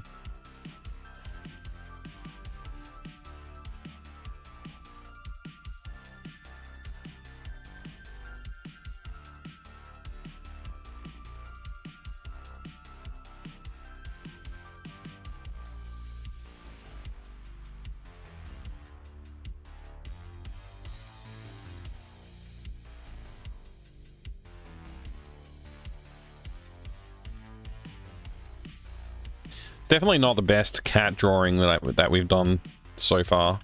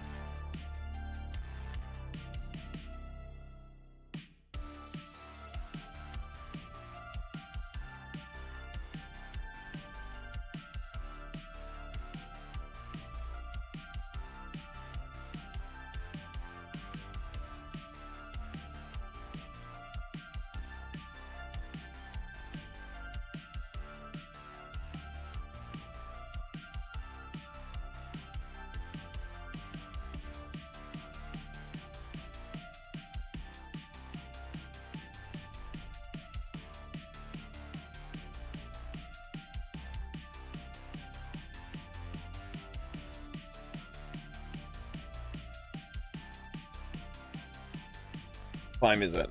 1:56. Man, I was hoping to do a lot more today. It is a bit disappointing that I'm stuck on having to draw a cat again. Every time I have to draw a cat, man.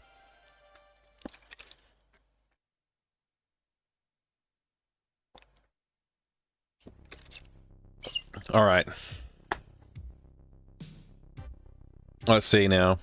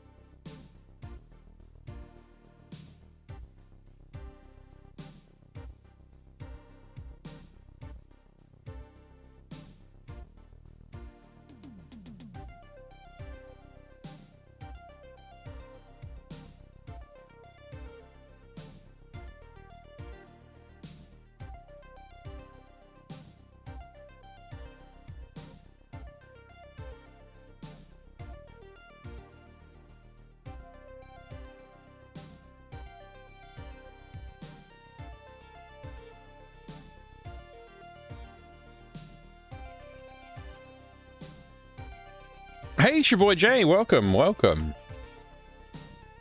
Good to see you.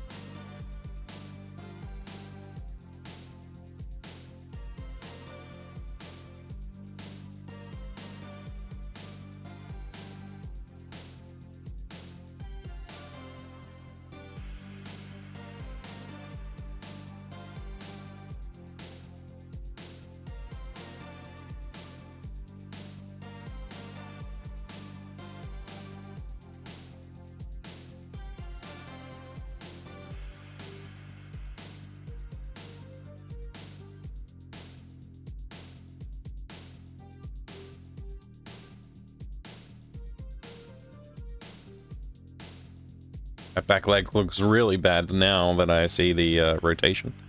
Let's just try and fix that up a little bit. Which layer am I working? Oh, why do I keep on working on the wrong goddamn layer?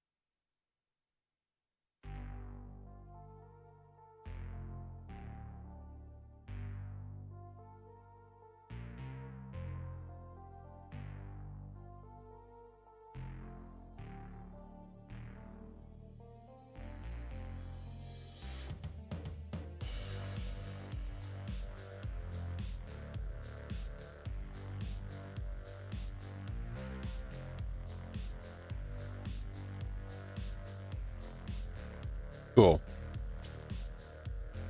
I'm doing well. I hope you're doing well as well. Thank you for asking.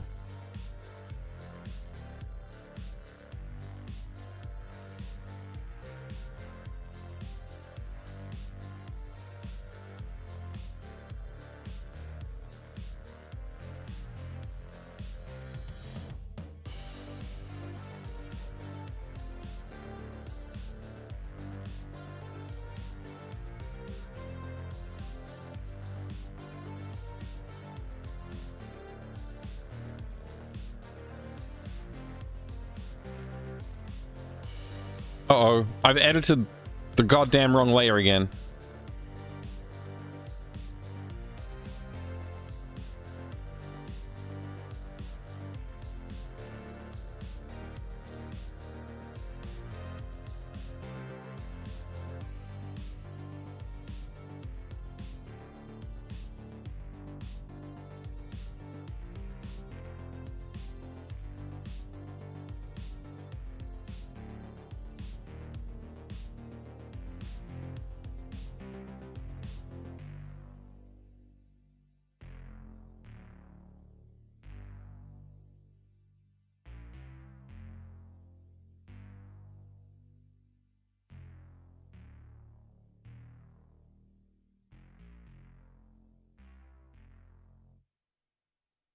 I like it.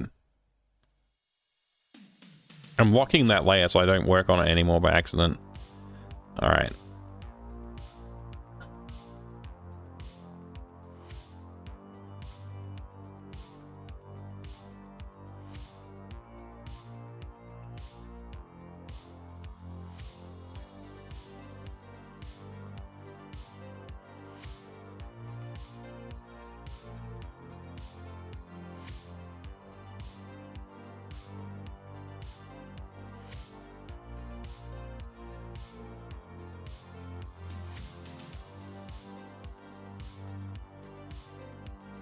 Cat animations.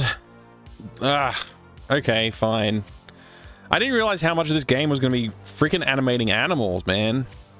Like, I should have known when I looked at the design that I came up with, but I was just like, I don't know what I was thinking. So many animations of animals.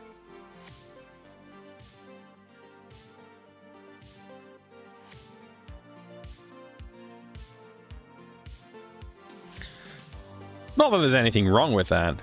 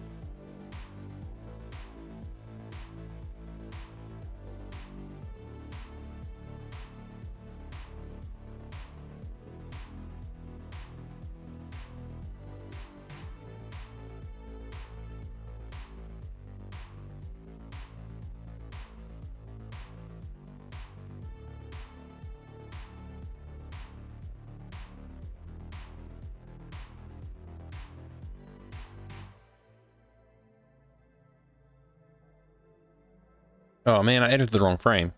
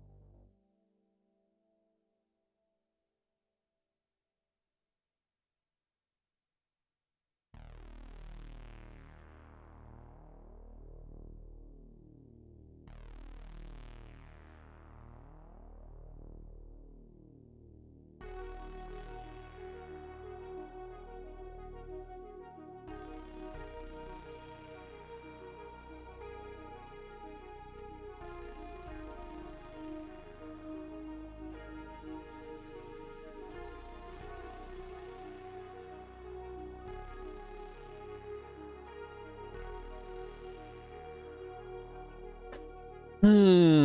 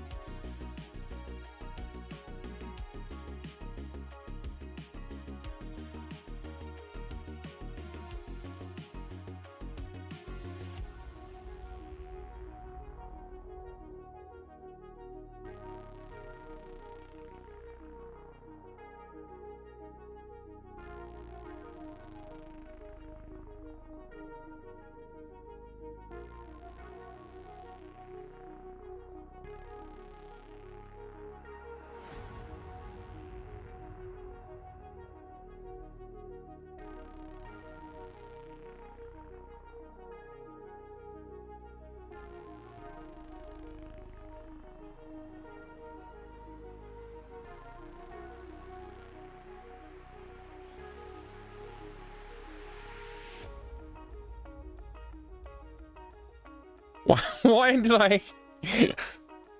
Why am I like this?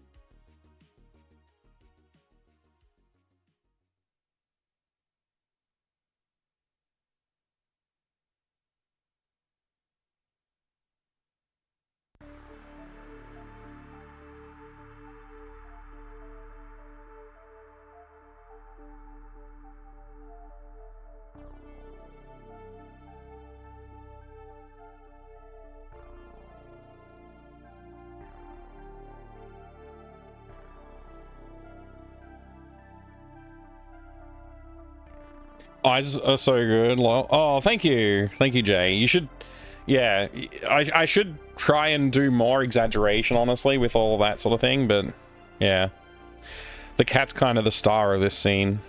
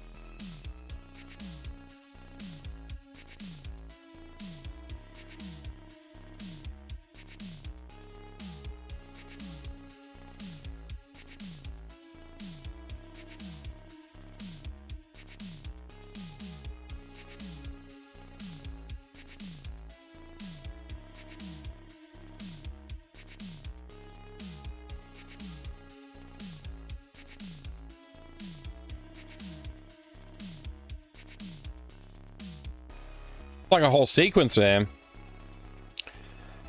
All right. Well,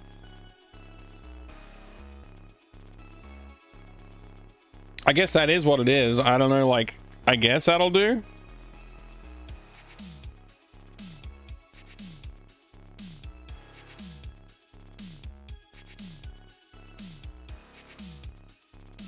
I was gonna have the cat, like, pounce away. I guess it'll just stay there for now.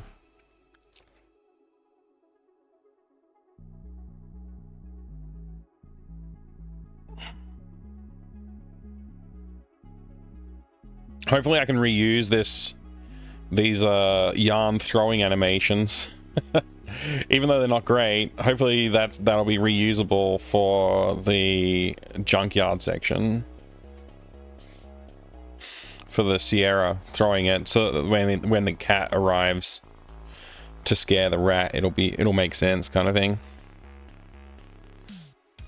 Hopefully we can make that work. All right, save. We got to do all our exports and stuff. Oh man, so much work. I might take a quick break. Been at this for 2.5 hours. Take a quick break, go do, you know, a little bit of a drink refresh or something. I do want to start streaming gaming soon as well, so we're probably not like going to stop right now or anything, but we'll probably head over there and do some game streaming this afternoon pretty soon. Maybe another hour or so of dev work. Just trying to push forward on our progression for Act 1 and Act 2 here. Let's just take a look at what we got here. So we still haven't done the skateboard, even though that's what I said I would do, and we still haven't done the switch names on Chore Chart, even though that's what I said I was going to do. I immediately went and started doing other bits, which is kind of crazy, honestly, that I decided these were the things I wanted to do. Those would have been quick wins. We could have said we were done with Act 1. So close, so close. Maybe I could go back and do those in the next hour.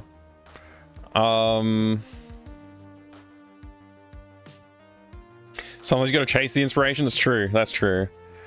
Do you put the whole scene in as animated like this, or just split out layers, individual sprites? Yeah, something like the second one. Something like what you said in the second one. So, depending on the animation, I'll turn off all the other layers. So say I wanted to just do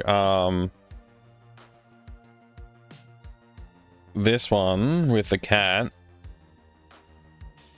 I would grab that and...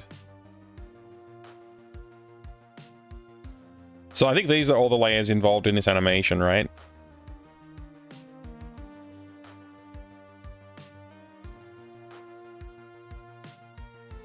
So those are the ones I want.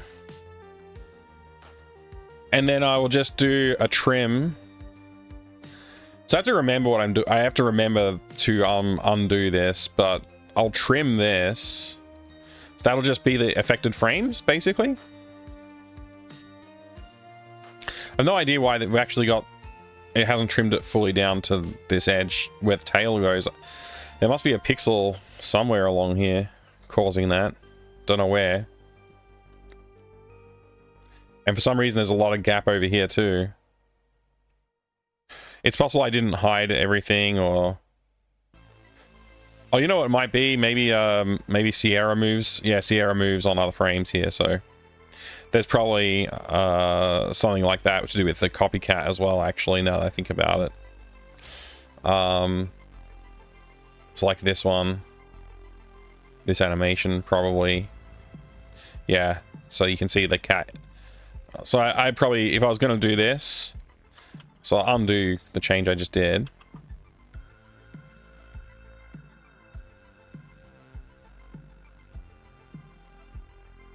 Probably what I would do for this, I'd move all of the frames for this one up into its own thing. So this would be like cat, run, fence. And I'll make a duplicate of this. I'll say cat, attack, yarn, or attach yarn. There you go, attack yarn. And then I'll just delete these frames from attack yarn.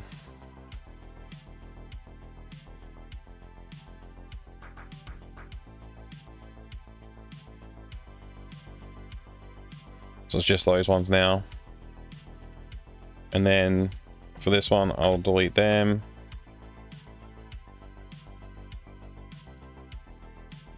Turn that off. So now if I was to trim it, actually I might as well do the same for this as well. So I'll duplicate this. I'll call this one Sierra Throw Yarn 1.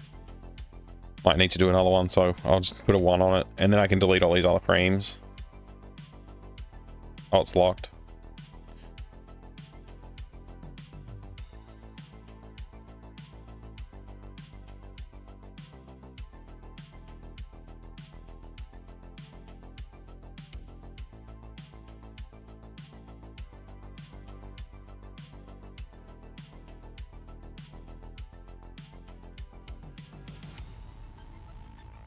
There's got to be a better way to do this, but I don't know how. Whoops. There you go. So now if I was to play this, it's just the frames that we need for this stuff. And then we can just say sprite trim. It's still... Oh, no, that's right. That's right. Yeah, so now it's trimmed properly. So now I can export this as a sprite.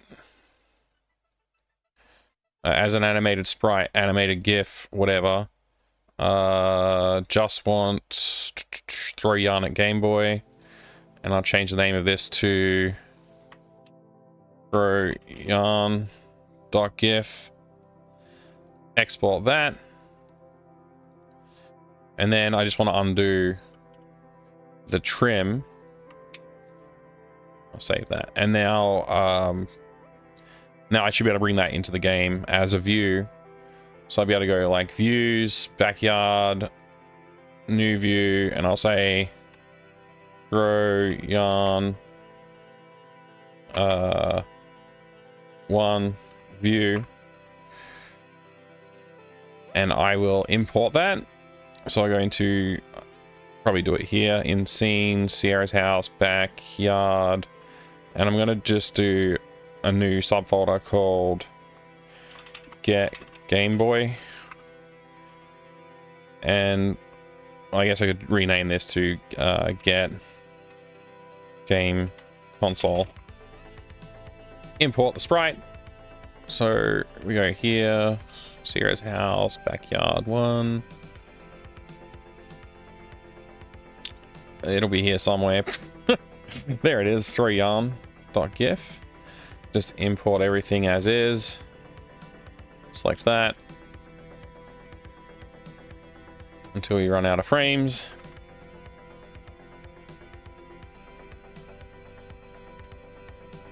So that's our view. So what we're going to do is, like, we're going to have to hide the cat that's on the fence. We'll have an object for cat on fence, and we'll hide Sierra. So have Sierra walk so that they're perfectly aligned with this animation. Then we'll hide them, play this animation, so we'll like flip them. So this object that's going to animate will just carry out the whole animation, so Sierra won't actually be visible at that time. But that's just like a, you know, an easier way to deal with it. Like, rather than trying to line up a character sprite with an animation and, you know, coordinate the animations, just put everything that needs to be animated in one sprite and handle it that way. Seems to be the easiest way to do it here.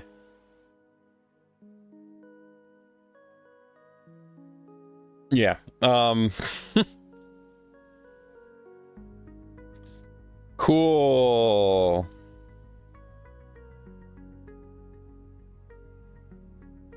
So we now have this. So we should be able to set that up. Actually, we should be able to set up the throw the yarn at the Game Boy situation. Yeah.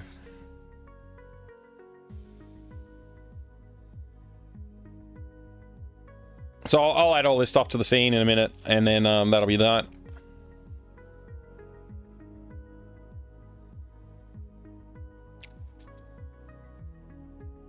obviously we need to add, like, there's a lot of steps here, so we got to update all of the cat animations from the sprinkler. Actually, we've got to update all of the sprinkler and hose animations. Then we have to update the add the yarn sprite and element and stuff like that to the scene.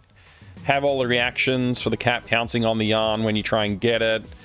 Wet the cat, then you grab the yarn, then go dry the yarn in the microwave, then use the yarn on the Game Boy. Cat knocks Game Boy down, you can get Game Boy. So like there's a whole bunch of stuff we have to add, but we should be able to get, hopefully we can get that done today. That brings us a lot closer to having Act 2 done. There's still a lot more to do. Obviously we have to do like the treehouse ladder, the treehouse climbing animation, stuff like that. And also we have to make this scene work, because like right now this scene, when Sierra's standing in the scene, he's too big. So I need to probably add like regions, actually. So I add a region, something, I don't know how exactly this is going to work, but I'll just try it.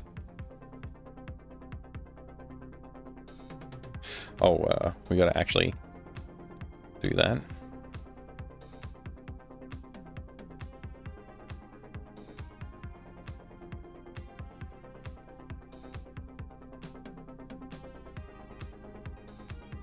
Something like that. And we say light level 75%. And then in walkable areas, we want to split this in half. So we want to say like area 2. Honestly, I'd like to be able to see the region if I could. I can't have walkable areas and regions shown at the same time. Very annoying.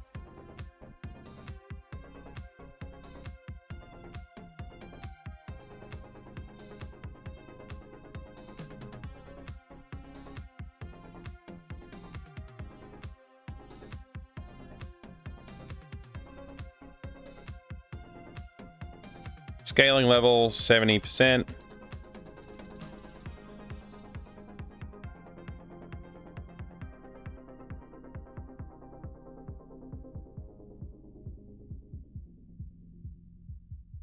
We just have to play out this section now.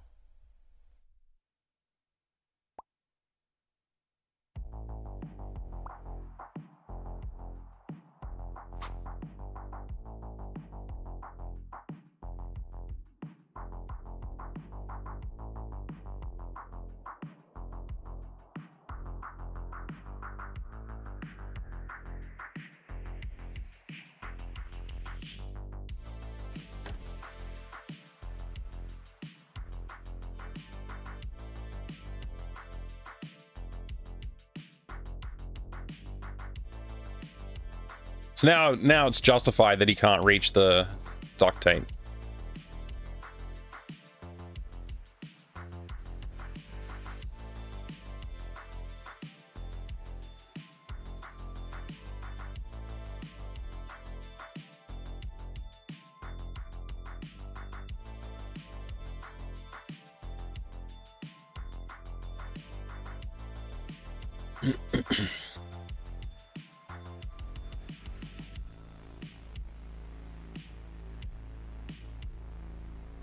That'll do. It's not perfect. That's definitely not perfect, but that will do, I think, for like justifying the fact that you can't reach it.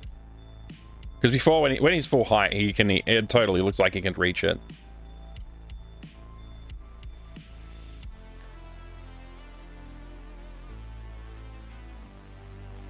All right, I'm gonna take a quick break. I don't think I'll be too long, but I don't know. I'll be back in a minute, and we'll keep going. Don't know why, for some reason, there's something not quite right. shouldn't say probably ending. It should say BRB. Should say that.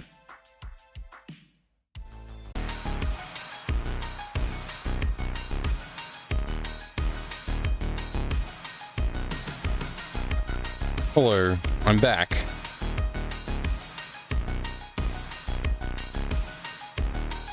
Welcome. Took me a while because I was making lunch, which I'm gonna go eat in a minute. So we'll dive on in. It's good to see you there. Welcome in, Coburn. Good to see you, Toplin. Gaius Terminus, Blue X. G'day, everybody. I'm back, but I totally forgot to eat lunch. And then, like, I realized while I was out there, I realized, oh, I gotta get my lunch organized.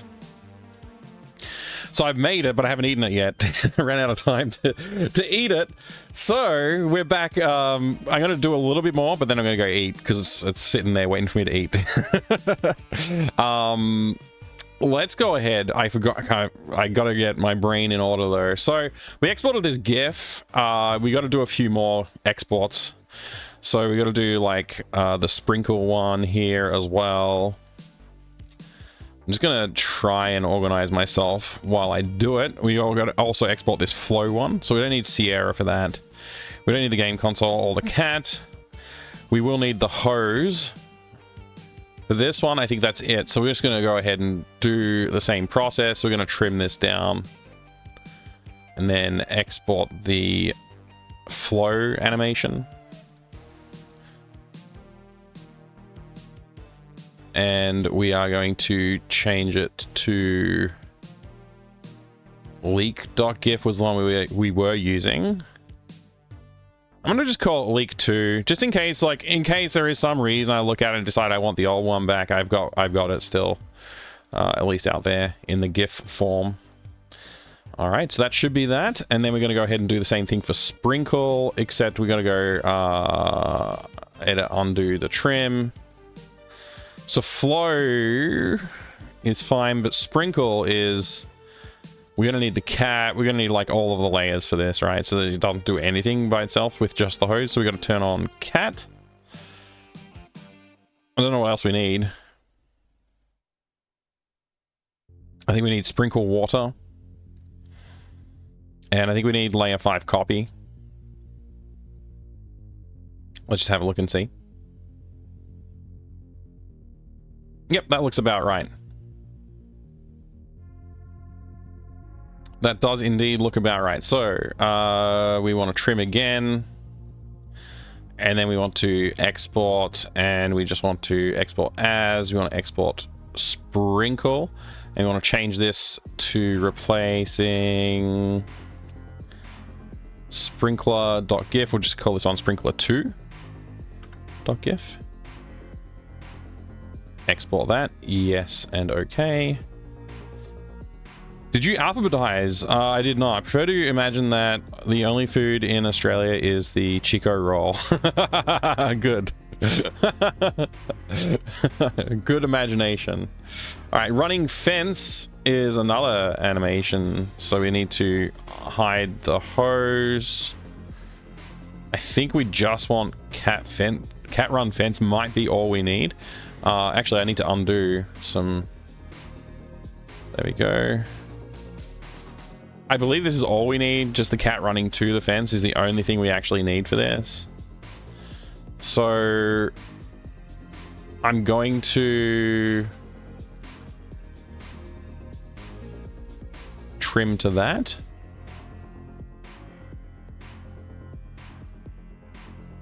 What else is in frame?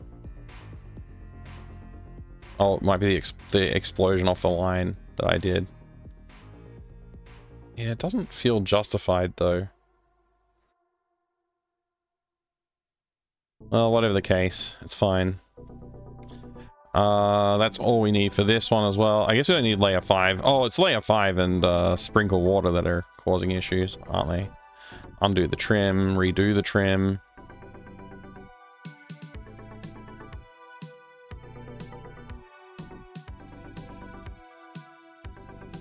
Yeah, that's better. Okay, cool. So we got run fence now. We're going to export that file, export as run fence, and we're going to call this one. I actually don't know if I exported this one already. I don't particularly see any that. Oh, cat run fence is right there. Okay, cat run fence 2 then. Save that, export it. Yep. Okay. We've already exported the throw yarn one. I believe we already exported pounce. And I think that's all we need right now. So let's just do edit, undo, and save. Okay. So, problematically... Hey, Nicholas, welcome back. Problematically for this one, though, I think we need to update this one with the new sprite. Although I don't know how much has really honestly changed here. I guess just removing the yarn from it. Oh, actually, that reminds me, we probably want to export just the yarn sprite as well. So let's do that.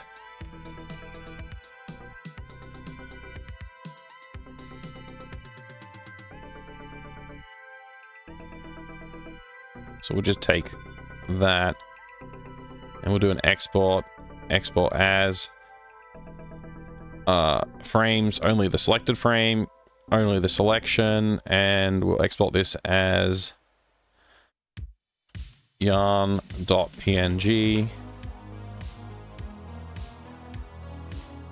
Okay. Middle character of those three makes me think of Marty McFly from Back to the Future. Good, because that's the costume design that I was going for. The character is not Marty, but the costume is based on Marty. It's going great, Nate the Adventurer. How are you going? I'm having a good time with it. We've been having a lot of fun with animations. So, yeah, just a ton of fun with animations, actually. All right, so leaking hose you. We want to replace all of this with the new frames. So if I go in here and I just go right click, I guess I want to delete them, but if I can't delete them because they're in use, so I have to go ahead and actually delete the loop. I might as well delete this loop too and just like redo both of them. So hose animations, leak. Can I just select all and right click delete or something? And then re-import. We're going to leak 2. We updated the animation. Go ahead and select that. And then we just do that. New loop. Go back into sprinkler. We want to delete all of these. Made a game with AGS long time ago. It came to realize I don't really have digital art skills. Do non-digital art and then scan it or photograph it or whatever you have to do. Or, you know, you don't have to make a game, but you know, if that's something you still want to explore, draw something and then scan it in. Which is what they used to do for the background art for these games, like for LucasArts games from pretty much Monkey Island 2. I think there was another game they did as well, maybe before that, but Monkey Island 2 certainly has digital backgrounds that from scanned in up. Okay. Import. Go ahead and do that. I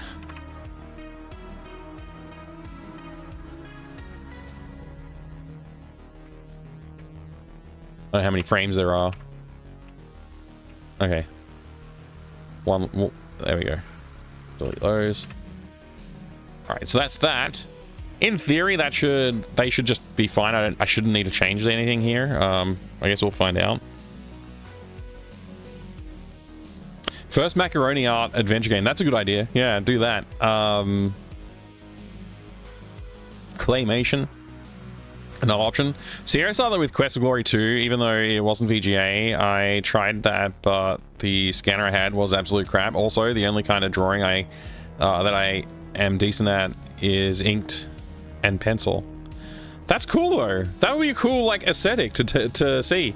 Like, I mean, look at modern adventures that people be making, like Prim. Prim has that ink and pencil sort of like inked look. Prim's great too, by the way. Prim was really fun. I enjoyed that game a lot. Or, you know, make your prototype and don't worry about the art, and then go and, like, if you like the game, get someone who's good at art to, like, update your art to high quality, whatever you're like looking for style. It's another way to deal with it. All right, so that's that one. Cat running away. Let's just redo this as well.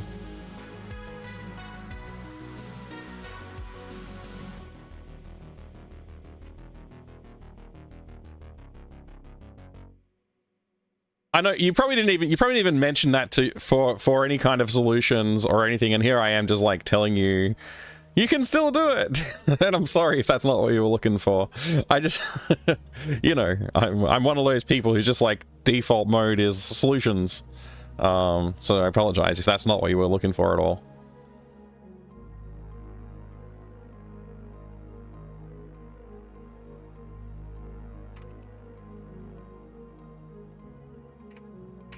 I don't think I needed that many frames, but it'll be fine. That's what I need to do, collaborate with someone who's actually skilled. Yeah.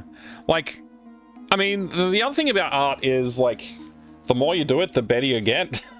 So, like, it's a learnable skill is what I'm saying. So if you do want to try and make your own and, like, get good at it, you can try. Like, it's just, you got to try more times, I guess, to get the thing to look the way you want it to. Like, the experience of making this, like, there's a lot that I'm not happy with still. Like, I've complained about it enough. Like, I went and redrew some of the backgrounds like 2 or 3 times.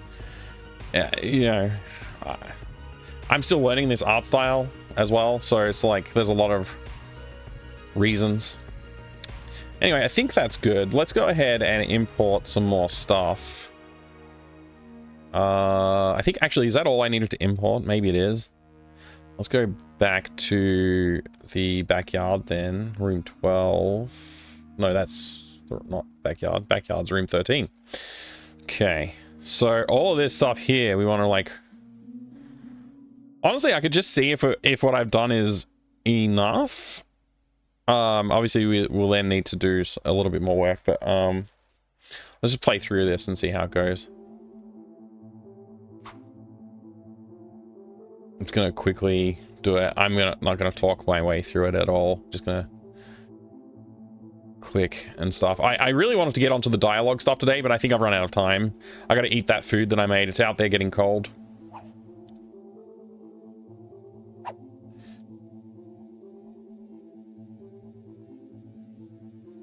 All right. I think I need that screwdriver.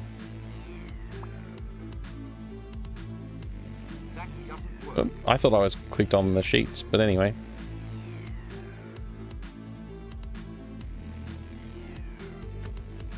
That doesn't work.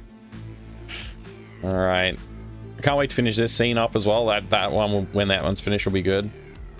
All right. We need this. We need this rope, I guess, just so that we can get into the bedroom. Then we want to go back out. Oh, I forgot the honey. We need the honey.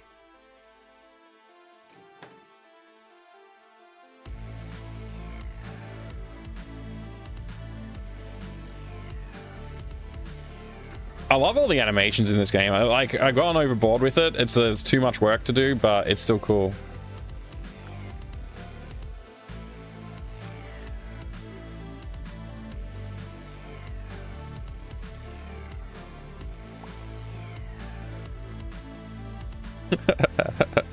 All right, we got the batteries. Put them in the remote control. Use the remote control on the telly.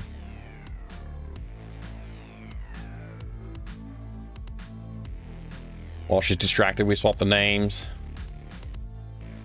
Now we can leave.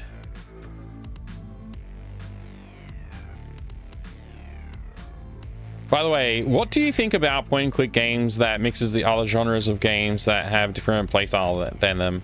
I like it sometimes. I like it sometimes.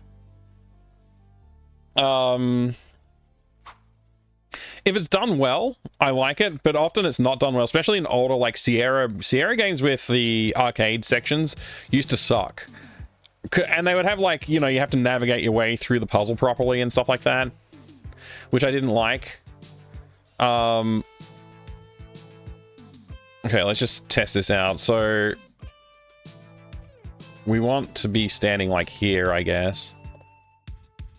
And then, so turn that on. It leaks on the cat. I mean, it leaks on the ground, doesn't get the cat wet, which is what we want. So we turn it off. Go back inside. That's because there's a game released somewhat recently that mixes point and click with beat 'em up. Yeah, that's a cool idea. So I was actually going to add beat 'em up arcade section to this game, maybe. I'm thinking about it. I haven't decided yet, but yeah. Grow with the Sierra Adventure games, so even though the arcade parts were tough, I still loved the games. Yeah, I just think they were... I think they were just badly implemented. Like, they're not as fun as... If they were... Like, if that was the game, it would be a bad game, right? But because it's an adventure game with an arcade section, it's like, oh, that's alright, I guess.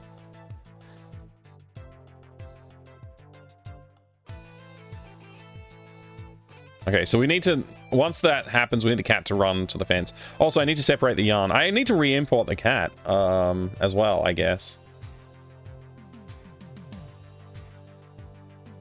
Some of them did you allow... Yeah, because you can skip the arcade section, I think that's fine. They're just bad games. Like, they're not... Like, the arcade section is just poorly implemented, is my complaint. I like the idea of the arcade section, it's just they're not very fun. Because the controls suck, and the gameplay kind of sucks, and the collision detection kind of sucks. Like, there's a lot of reasons to not like them. Like, they run at, like, you know, 5 frames a second or whatever they run at. And it's just, like, there's a lot of reasons to... I'm not trying to complain about them, like, as a... Like, I like that they did it, and the games are a product of their time, yada yada. But, like, I think what they did... stopped people from trying to implement good arcade sections in their games. And now, like, in a modern, like in this engine, for example, on a modern system, I know I can make a better arcade game, and incorporate that into a game, and I think it would be better. It's just like the Sierra sort of dirtied it by like making them bad and making people hate them and want to skip them, you know. Aside from Quest of Glory, the combat was kind of part of the game. Yeah, that's true, actually. Even though I didn't really like the Quest for Glory combat mechanics are not... I don't know if I got it. But yeah, people won't take that risk anymore because everybody complained about how bad it was in Sierra's case. But like, Sierra games are great. I like them. I just think that part of them was not good. It's your favorite in the Sierra series? Yeah, I have only played the first one. So when I play the subsequent ones, which I don't know, I was going to do it this year and I haven't got around to it, so I'll have to do it next year. Or maybe I'll play Quest of Glory 2 during December, maybe. But yeah, I think that there's room to improve drastically in the way that arcade sections are handled in point-and-click adventure games.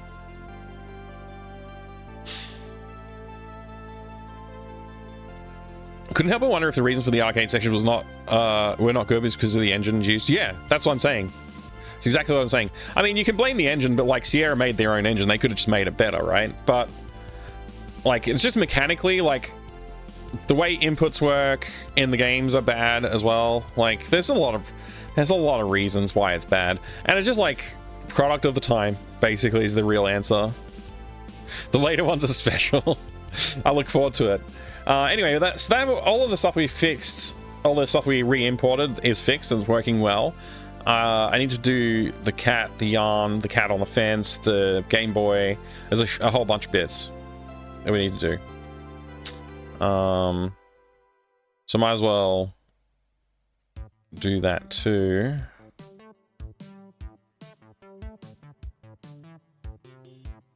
There it is. So just kind of need this to be there. Say export as all this. Console.png or console1, because we can actually have different ones, I guess. Selected frames, selection, export. Yep.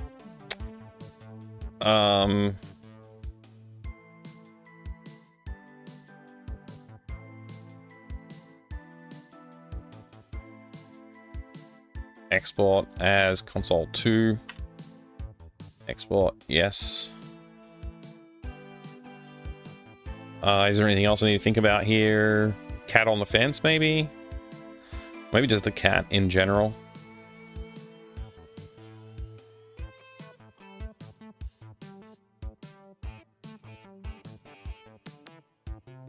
Hang on a second. I kind of want to do that, but hide the yarn. So, like, can we...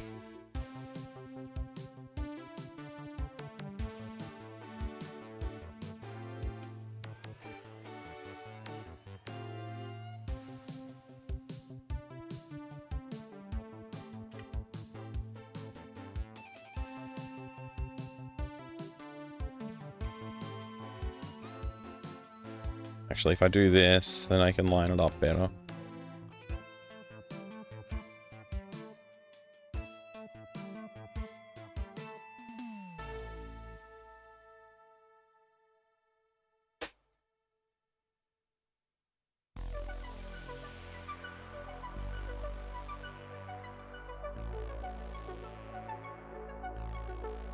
That way it should line up with the cat pounce one, which means I don't have to reposition it when we play the cat pounce animation.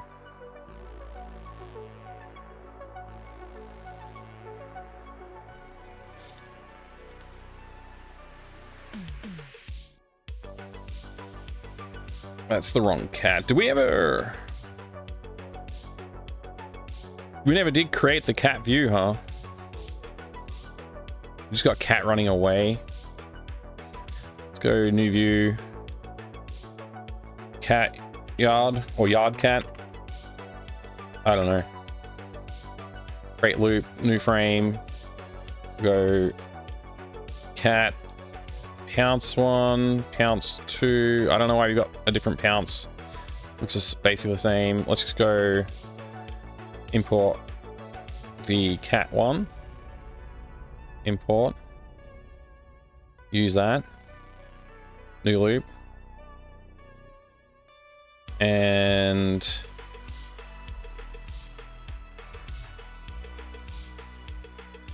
this is not trimmed. Neither is this. Oh wait, maybe it is trimmed.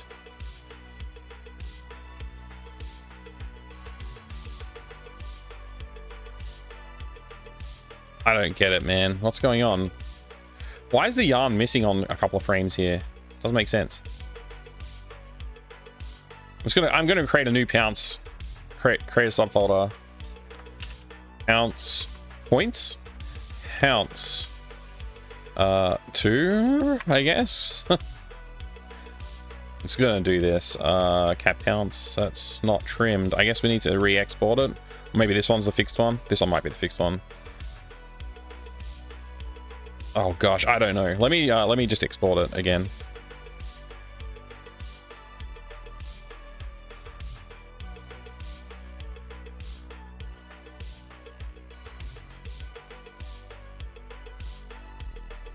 Export as we'll do selection. No, we can't do selection. We need to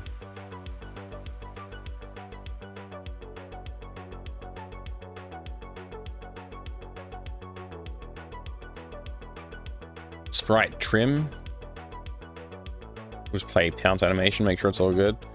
The yarn disappears. Why is the yarn disappearing?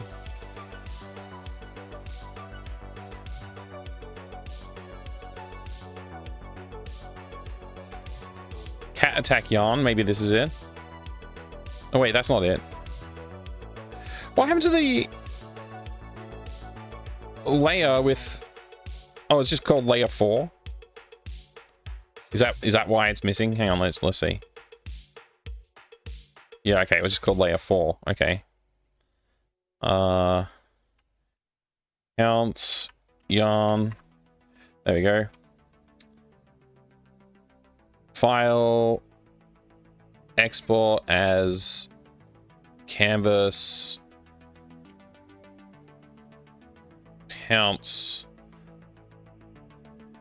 and we'll call this counts new.gif.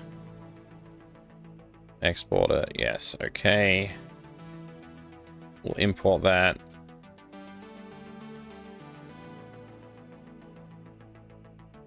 Okay. Import. We'll set that.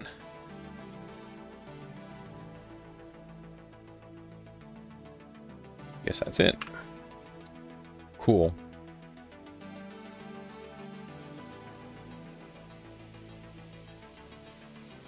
All right.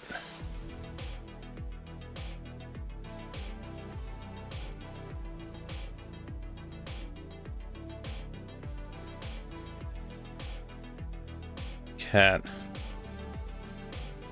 graphic needs to be, actually, for the sake of alignment, I'm going to do this first. Place new object.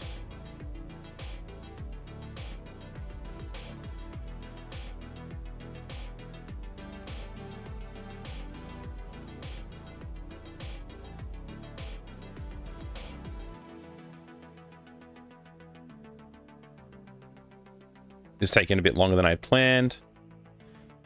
I want to go eat. Import. Where's my yarn? There you are. Import.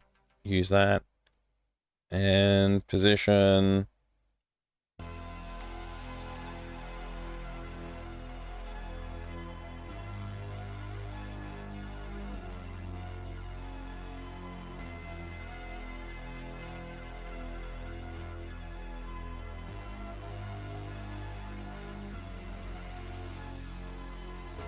Cool.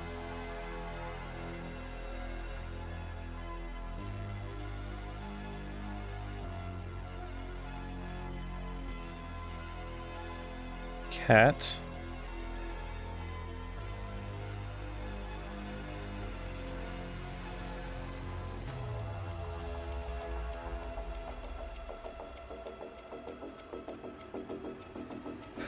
Why? It's fine, it's fine, it's fine.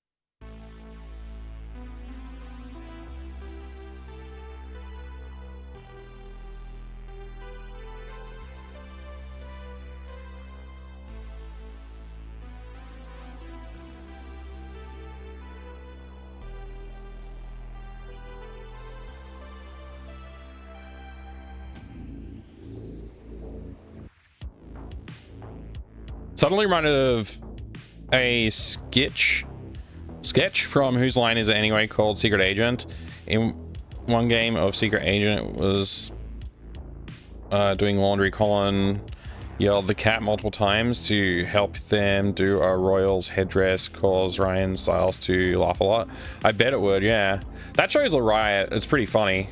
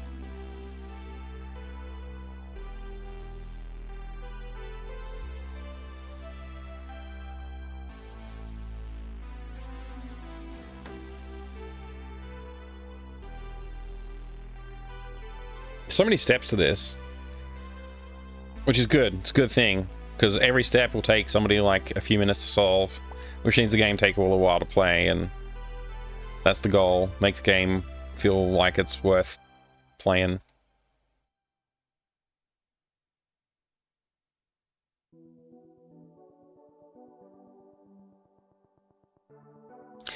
I gotta make sure, I don't know, that you can't do that. I don't know. I gotta figure it out.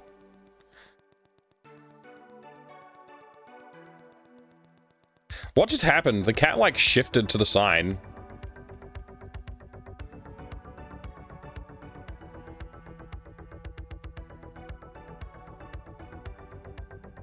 I think I played the wrong animation or something like that. I don't know. I gotta figure that out. It's also not resetting back to the right view. Oh, yeah.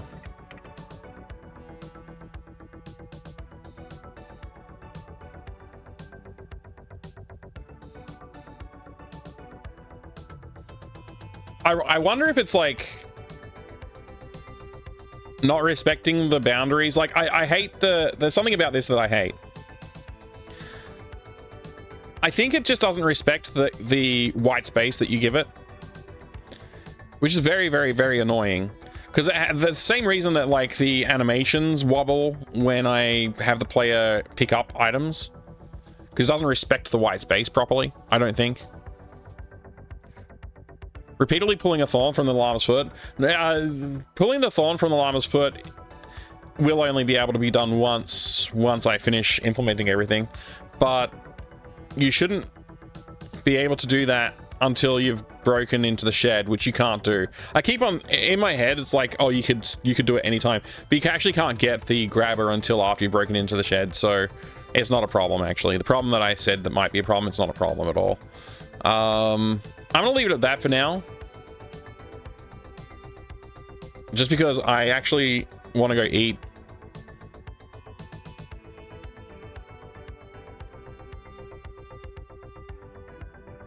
There you go. I had to undo all that so I could get this back to where it should be.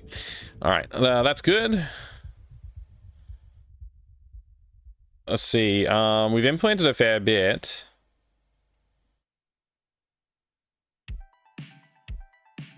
So we didn't do the skateboard in the end, all the switch names on the chart properly. We have to do those still. So we still haven't finished Act 1, even though I said we would be able to finish Act 1 today. I got distracted doing cat animations, which is fine.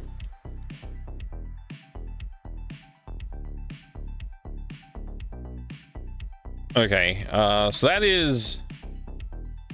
Let's see. Yarn getting still has not been implemented. we did a lot of work today. It's just not, I don't think it's going to show up in our tracking here per se. That's annoying. We did a lot of work though. A lot of work. I should feel proud of the progress that we made today. Yeah. It's all just like adding the features back into the game now. Fully.